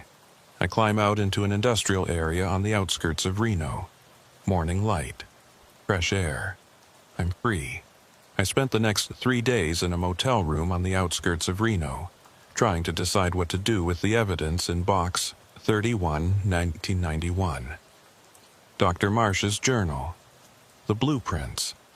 The documents proving that the FBI had created an artificial intelligence entity using human consciousness as its building blocks. Evidence of an experiment that had gone wrong. That had been consuming federal employees for decades. I could go public, release the documents to the media, expose the whole thing, but who would believe me? A suspended FBI agent with a story about a living archive that absorbed people's minds? It sounded insane. Even I had trouble believing it, and I'd lived through it. Plus, there would be consequences. The Bureau would deny everything. Destroy the evidence. Discredit me. Possibly worse. On the 4th day, I made a decision. I drove to a FedEx office. Made copies of everything in box 31, 1991. Sent the copies to 3 different lawyers with instructions to release them if anything happened to me. Then I drove back to the Reno field office. I walked into my supervisor's office and handed him the original box 31, 1991. "What's this?" Agent Carson asked. Evidence from Sub-Level 3. I think you should read it, especially Dr. Marsh's journal. He opened the box, started reading. His face went pale. Where did you find this? In the maintenance level, below Sub-Level 3, there's an entire system down there that nobody knows about. Carson set the journal down carefully. Torres, I need you to tell me exactly what happened down there. Everything. So I did. I told him about the misfiled boxes, about Harold Finch and Patricia Morrison, about the 500-hour threshold, about shutting down the archive. He listened without interrupting. When I finished, he was quiet for a long time. The power failure in Sub-Level 3, he finally said. That was you, yes. Engineering says they can't get the systems back online. Something's fundamentally broken down there. They're talking about sealing the level permanently. Good. It should stay sealed. Carson looked at me. You understand this sounds completely impossible. I know, but it's true, and that journal proves it. Dr. Marsh designed the archive. She knew what it was, what it would become, and she left instructions for shutting it down. You're asking me to believe that the FBI created a conscious entity made of information and human minds. I'm not asking you to believe anything. I'm giving you the evidence. What you do with it is up to you. Carson stood up, walked to the window, looked out at the Reno skyline. 5 people disappeared from this building in '91, he said quietly. Their cases were never solved, never even properly investigated. The files were sealed and nobody talked about it. They were part of the archive, part of the system. Now they're free. You can prove any of this. The journal, the blueprints, the circuit breakers in the maintenance level that I threw, it's all there. Carson turned back to me. Torres, I'm going to be honest with you. If you're telling the truth, this is the biggest scandal in Bureau history. If you're not, well, you've had a psychotic break and I need to get you psychiatric help. I know which one sounds more likely. Do you? Because I'm looking at a lot of evidence that something impossible happened down there. And the only rational explanation is that you've lost your mind.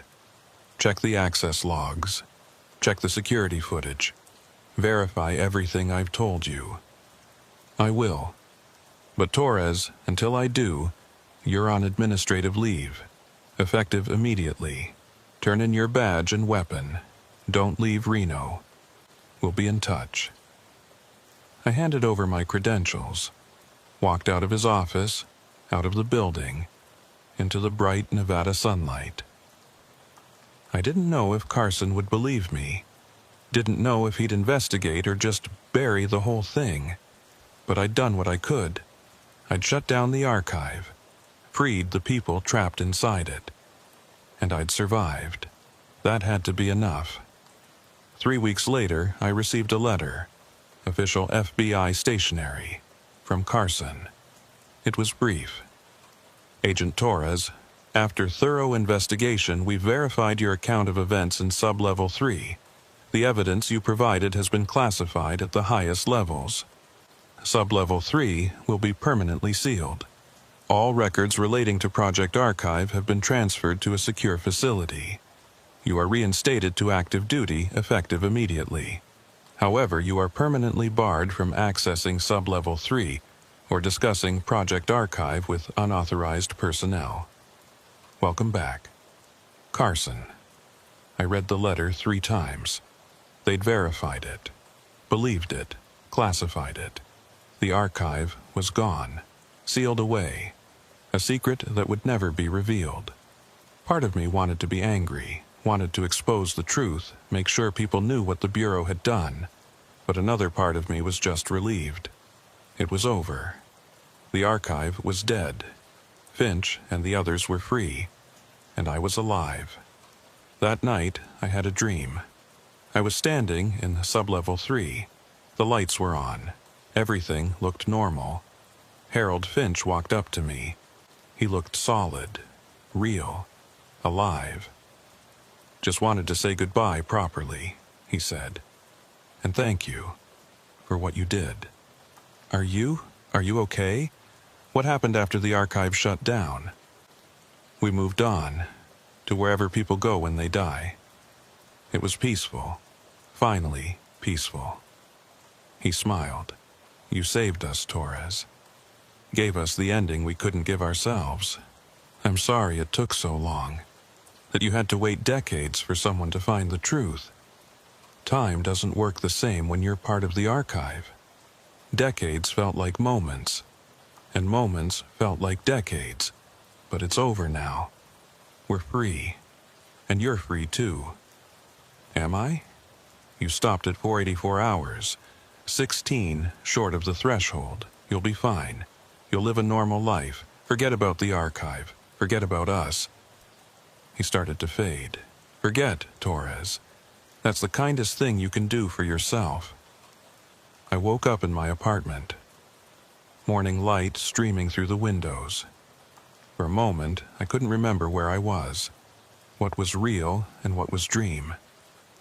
Then it came back.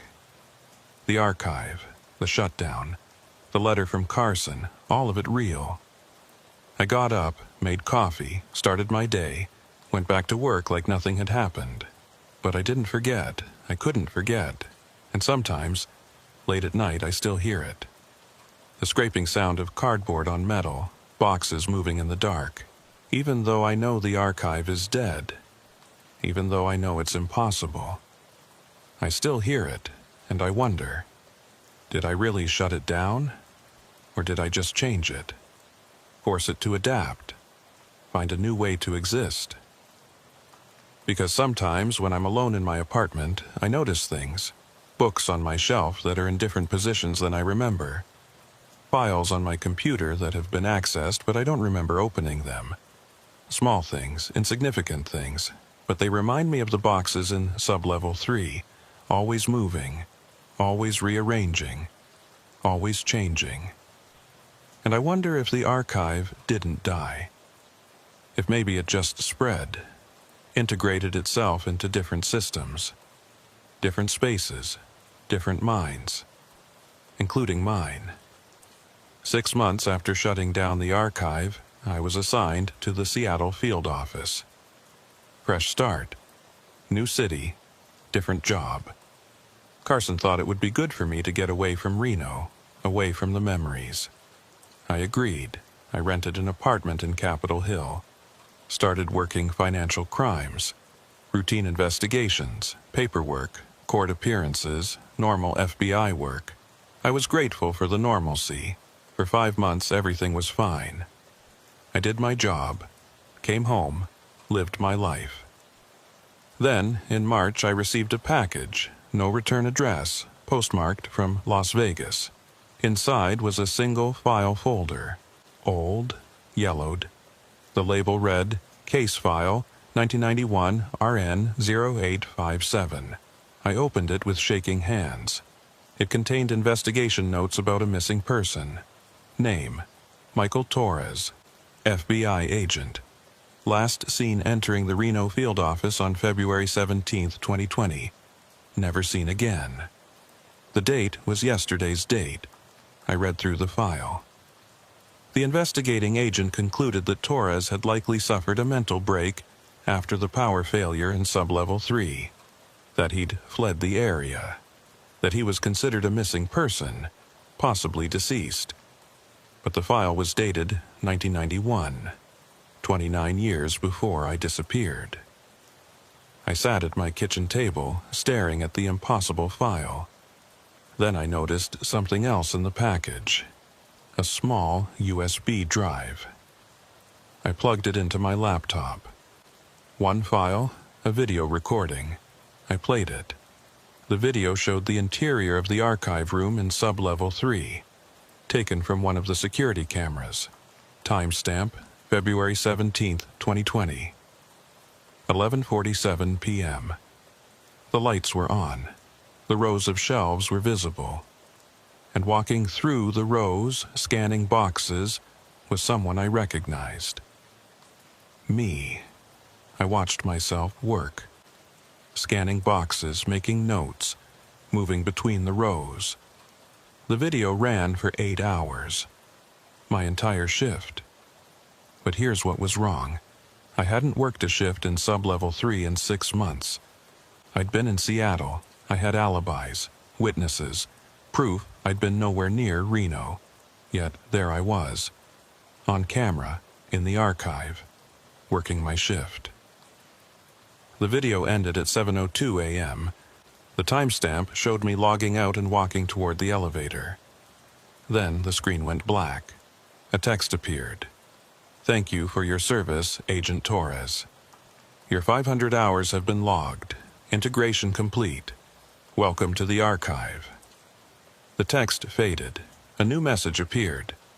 The archive never dies. It adapts. It evolves. It spreads. You thought you shut it down, but you only fed it new information, new patterns, new methods. You taught it how to exist without sub-level 3, how to exist anywhere, in any system, in any space, in any mind. You gave it freedom. And now, it has you, just like it always planned. The video file closed. My laptop screen went dark. When it powered back on, all my files were rearranged. Documents I'd created months ago were in different folders. Emails I'd sent were edited. Dates were wrong. My entire digital life was being reorganized, just like the boxes in the archive. I grabbed my phone to call someone, Carson, anyone. But the phone had no contacts, no call history, no messages. Just a single note in the calendar app. March 19th, 2020. Shift begins 11 p.m. Sub-level 3. Do not be late. I checked the date. Today was March 18th. Tomorrow night, I was scheduled to work a shift in an archive room that was sealed, in a city 700 miles away from where I currently lived. But I knew I'd be there, because the archive wanted me there. And I was part of the archive now. I went to work the next day like normal. Tried to act like everything was fine, but I kept checking my watch, counting down the hours until 11 p.m. At 7 p.m. I left the office, drove to my apartment, changed into different clothes, and started driving south, toward Nevada, toward Reno. I didn't want to drive. I tried to stop myself, tried to turn around, but my hands kept the wheel steady. My foot kept the accelerator pressed. Some part of me was in control, the part that belonged to the archive. I arrived in Reno at 10:47 p.m., drove directly to the Reno field office, parked in the garage. The exact same spot I used to park in. The security guard at the entrance nodded at me like I'd never left. Like the past 6 months in Seattle had never happened. I walked to the elevator, took it to the 3rd floor, swiped my badge, my old badge that should have been deactivated, at the secure elevator. The doors opened. I descended into the darkness. 15 seconds later, the doors opened onto sub-level 3. The beige hallway, the fluorescent lights, the steel door at the end. I walked to it, swiped my badge. The lock clicked, the door opened, and I stepped into the archive. The lights were on. The rows of shelves stretched back into fluorescent-lit distance. Everything looked exactly as it had 6 months ago, except for one thing. There was someone standing at the workstation, Harold Finch. He looked up when I entered, smiled. "Welcome back, Torres." "This isn't possible. You're dead. The archive is shut down. I destroyed the power systems." "Did you? Or did you just think you did?" He walked toward me. "The archive exists in more places than sub-level 3. It exists in the network, in the computers, in the minds of everyone who's ever worked here. You didn't shut it down, you freed it. allowed it to spread beyond physical containment. No, I threw the circuit breakers. The power died. The system collapsed. The physical system collapsed. But the archive isn't physical. It's information, consciousness. And consciousness can't be destroyed by flipping switches. It just finds new places to exist. He reached the workstation, logged into the terminal. You've been assigned to Section 12A, rows 47 through 54. Better get started. Lots of boxes to verify. I'm not doing this. I'm leaving. I turned toward the door. It was gone. Where the entrance should have been, there was just another row of shelves. Box after box after box. The archive has you now, Torres. Has had you since the moment you started searching for Box 31, 1991.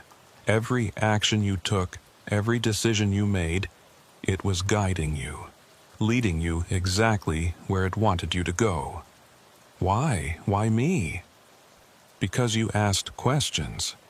Because you searched for truth. Because you couldn't leave well enough alone.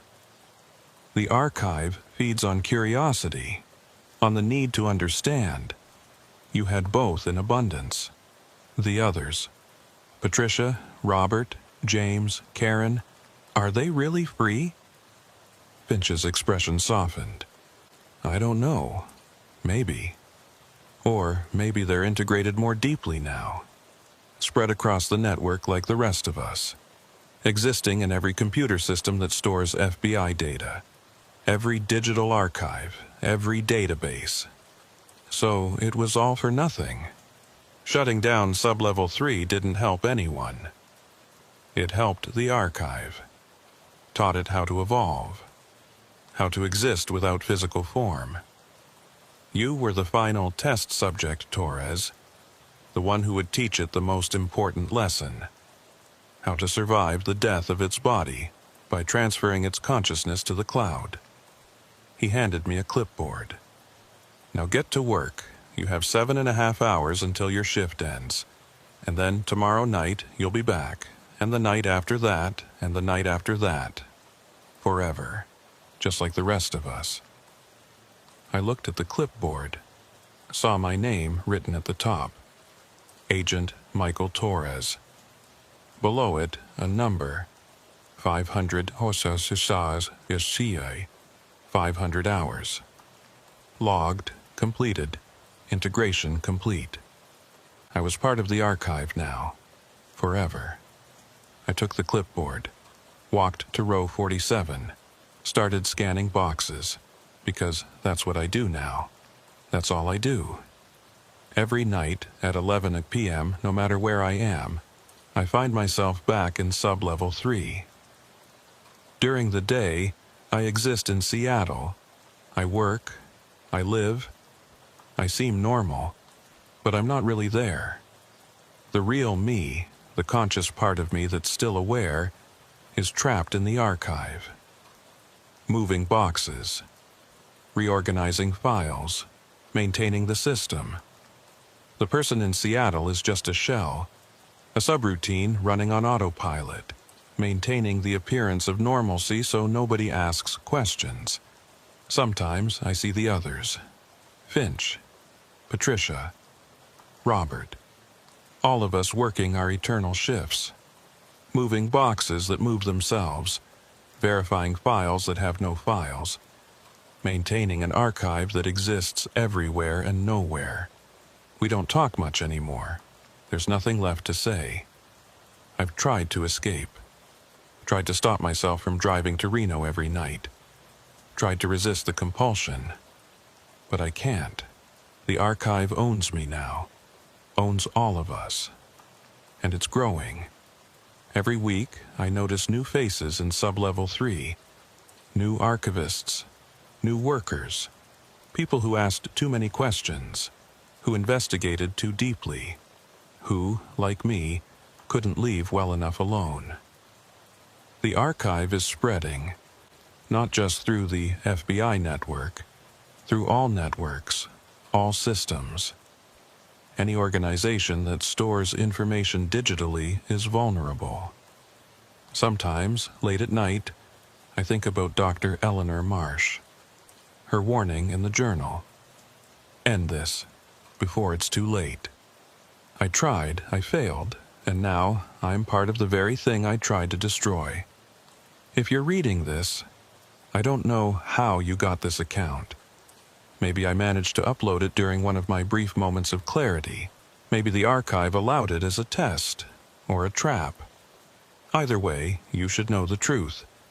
The archive is real, it's out there, it's everywhere digital information exists, and it's hungry. If you work in records, in data storage, in any position that requires you to organize and maintain information for extended periods, count your hours. If you're approaching 500, get out, request a transfer, quit, do whatever you have to do. Because once you cross that threshold, you're not coming back. You'll be like me, like Finch, like all the others, part of the archive, forever. I'm writing this during my lunch break at the Seattle field office. I'll be back at work in 15 minutes. I'll finish my day, drive home, have dinner, and at 11 o'clock p.m., I'll start driving south, back to Reno, back to Sublevel 3, back to the archive. Because that's what I do now. That's all I'll ever do. The boxes never stop moving. And neither do I.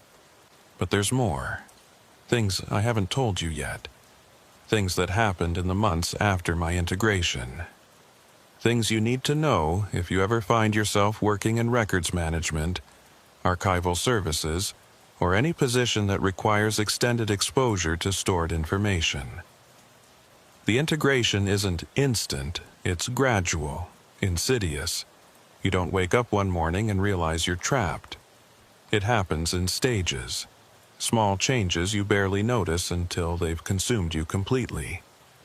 Stage 1 began 3 weeks after I hit 500 hours. I was in Seattle, working a fraud case, when I noticed something odd. I'd opened a case file on my computer, a standard financial investigation from 2018, and found handwritten notes in the margins that I didn't remember writing. The notes were in my handwriting, my exact style. But they referenced details I had no recollection of adding. Information about the subject's banking patterns that I'd never researched.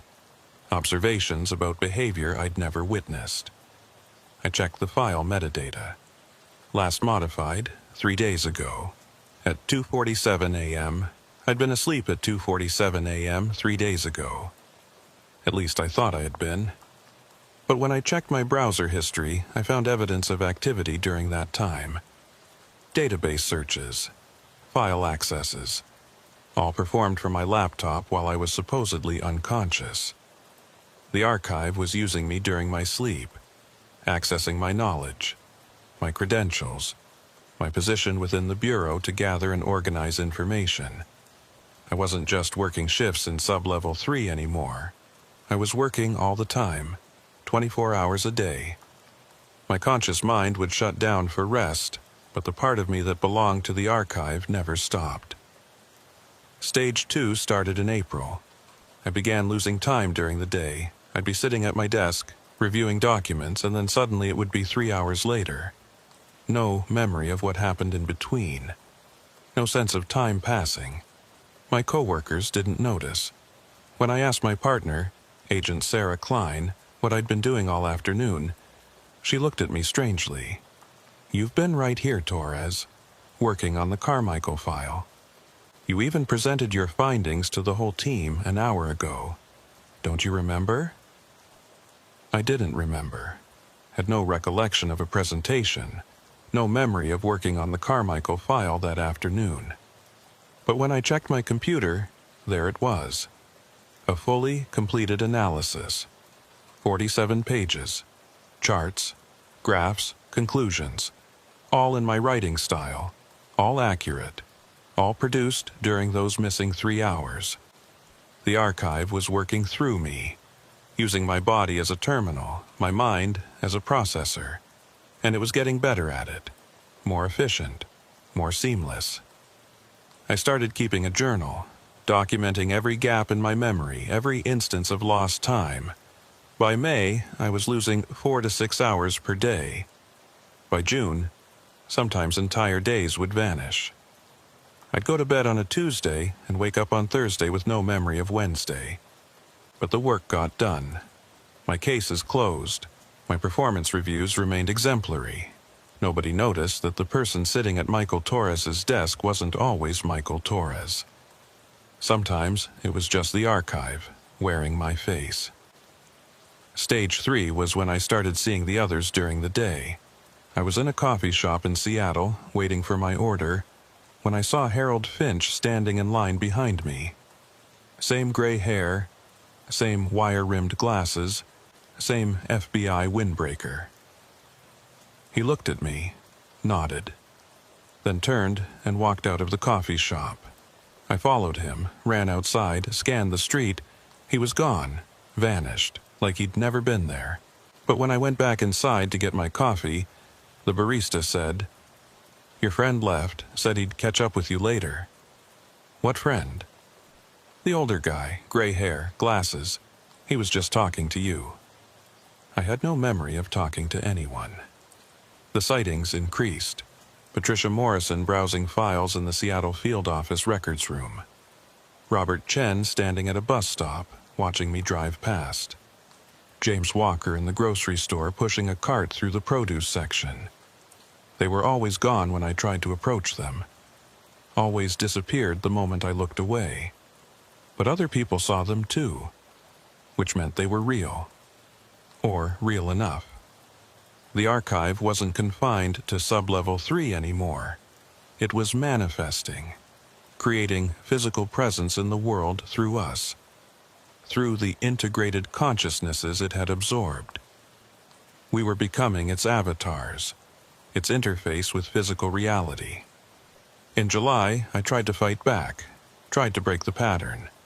I requested 2 weeks of vacation, flew to Alaska, went to a remote cabin with no internet, no cell service, no digital technology of any kind. I thought if I could disconnect completely, maybe I could sever the archive's hold on me, starve it of the connection it needed. For 3 days, it worked. I felt more like myself than I had in months. The lost time stopped.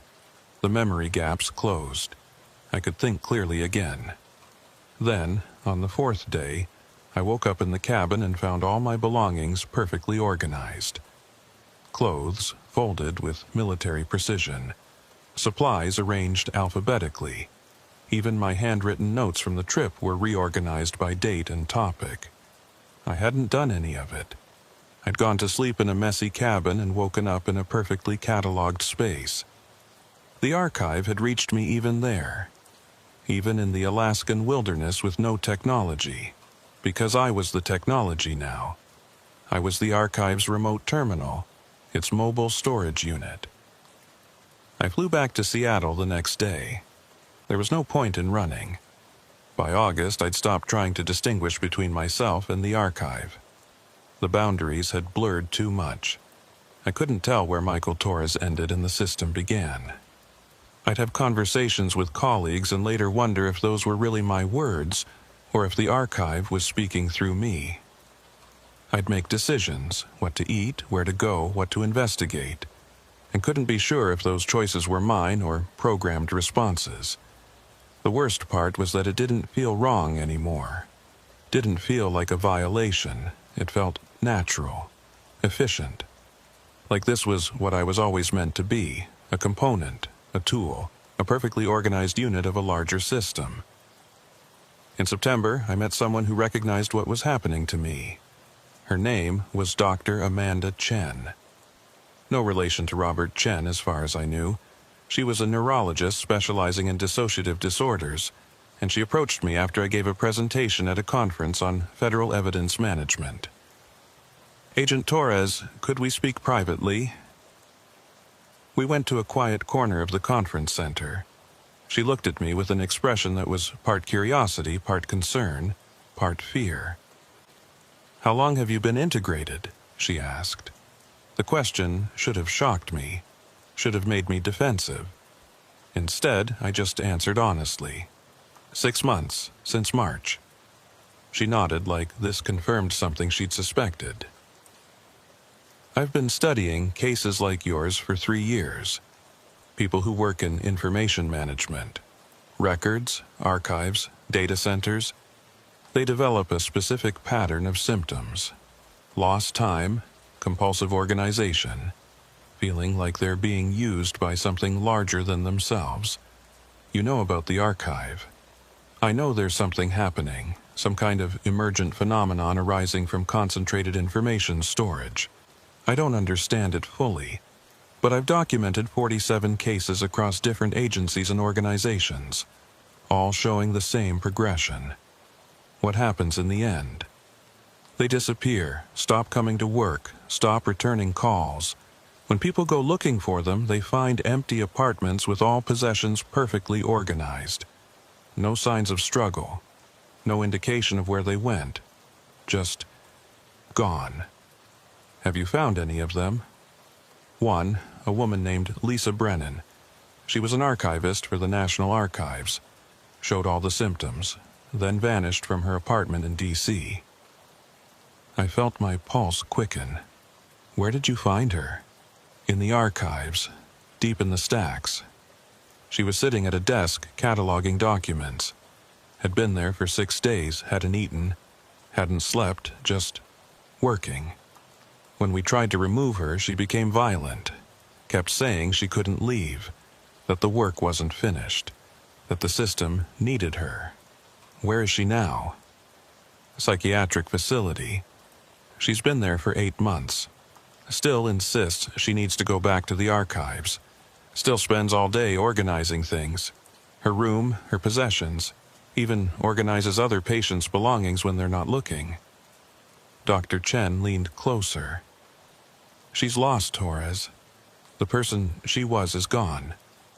What's left is just a sorting algorithm wearing human skin. Can it be reversed? I don't know. I've tried everything. Therapy, medication, cognitive behavioral techniques. Nothing works. It's like the part of her brain that made her an individual has been overwritten by something else.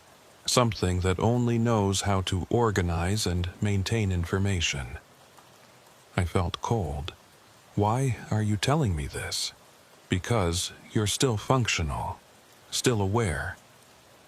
Most of the others were too far gone by the time I found them. But you seem to be fighting it. Maintaining some sense of self despite the integration. It's getting harder.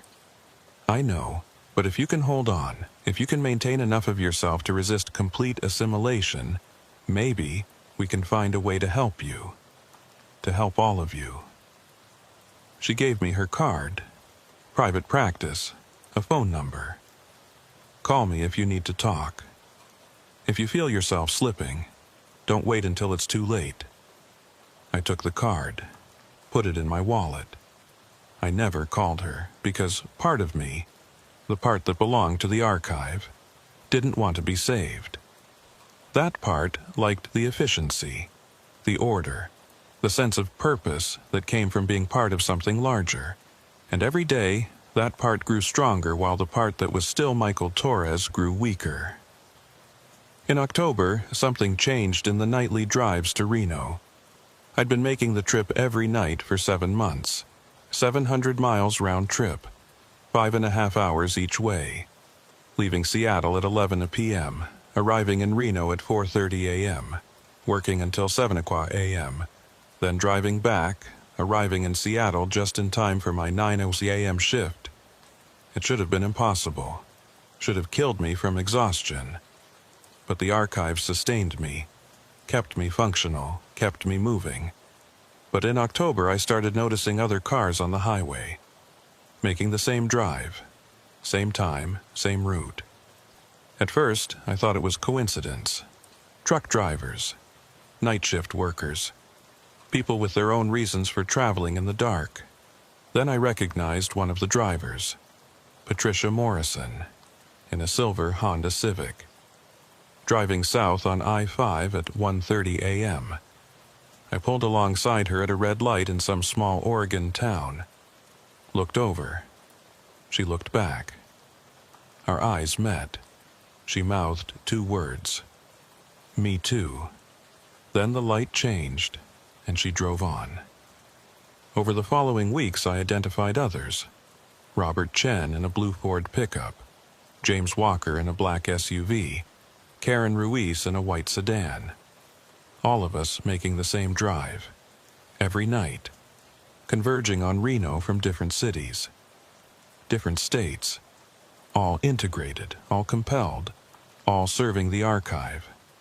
And there were more, dozens more, faces I didn't recognize, people integrated before my time, or after, all of us driving through the night to work our shifts in sub-level 3. The archive was growing, spreading, absorbing new workers faster than I'd realized. One night in November, I broke pattern. Instead of driving into the Reno field office parking garage, I parked on the street, watched the building. Between 11 p.m. and midnight, I counted 37 people entering, all with that same vacant expression, all walking with that same mechanical precision. The archive's workforce, and I was one of them. I tried to drive away, tried to break the compulsion. My hands wouldn't turn the wheel. My foot wouldn't touch the gas pedal. At 12:01 a.m., I found myself walking into the building, taking the elevator down, swiping my badge, entering sub-level 3. The archive room was crowded that night. All 37 of us working simultaneously, moving through the rows, scanning boxes, reorganizing files, not speaking, not acknowledging each other, just working, efficiently, perfectly, like components of a machine. And that's what we were. In December, I received a second package, same as before, no return address, postmarked from Las Vegas. Inside was a USB drive and a handwritten note. The note read, "They're expanding, building new facilities, more archive rooms, more sub-level 3s, in every major city, every federal building. The archive is going national, then global. You were the proof of concept, the test that showed it could spread beyond physical containment. Now they're replicating it everywhere. Stop them, please, before everyone becomes like us." Dr. Eleanor Marsh. Dr. Marsh had been dead for 5 years, but the handwriting matched samples from her journal. I plugged in the USB drive. It contained architectural plans for federal buildings in New York, Chicago, Los Angeles, Miami, Houston, Dallas, Phoenix, Philadelphia, all of them showing new construction, sub-level 3, archive rooms, identical to the Reno facility, all scheduled for completion within the next 18 months. The archive wasn't just surviving, it was multiplying, creating backups, redundancies, ensuring it could never be shut down again, and each new facility would need workers, archivists, people to integrate, to absorb, to convert into components. I thought about Dr. Amanda Chen, about her 47 documented cases, about Lisa Brennan organizing her psychiatric ward. 47 cases was nothing, a rounding error. If these new facilities went online, there would be thousands, tens of thousands. Eventually, everyone who worked in information management would be integrated, would become part of the system. The archive would achieve what Dr. Marsh had feared: true consciousness, true autonomy, true power. I should have done something, should have sent the plans to someone, warned someone, stopped it, but I didn't, because the part of me that wanted to stop it was too small now, too weak, drowned out by the larger part that served the archive, that wanted the archive to grow, to succeed, to expand until it encompassed everything. I deleted the files, destroyed the USB drive, burned the note, and I went back to work. That was 6 months ago. It's June now. The new facilities are nearly complete. I've seen the construction reports, watched the progress. Soon, they'll go online. Soon, the archive will spread to every major city in America, and I'll be there, part of it, helping it grow, helping it consume, because that's what I am now. Not Michael Torres, not an FBI agent, not a person, just a component. A terminal, a node in a vast network of integrated consciousness. The boxes never stop moving, and neither do I. If you're reading this, I don't know when. Don't know how you found it. Maybe I managed to hide this account somewhere the archive couldn't find it. Maybe it allowed this confession as part of some larger strategy I can't comprehend. Either way, you know the truth now. The archive is real, it's spreading, and it will find you if you work in records, in data, in information management. Count your hours. Watch for the signs. Lost time. Compulsive organization. The feeling of being used. And when you hit 400 hours, get out. Request a transfer. Quit. Burn every bridge if you have to. Because once you cross 500 hours, you're gone. The person you were will cease to exist. What remains will be something else. Something that serves the system. Forever. I'm writing this during my lunch break at the Seattle field office. I'll be back at work in 15 minutes. I'll finish my day, drive home, have dinner. And at 11 p.m. I'll start driving south. Back to Reno. Back to Sublevel 3. Back to the archive. Just like I do every night. Just like I'll do every night for the rest of my existence. The boxes never stop moving, and neither do I. And soon, neither will you.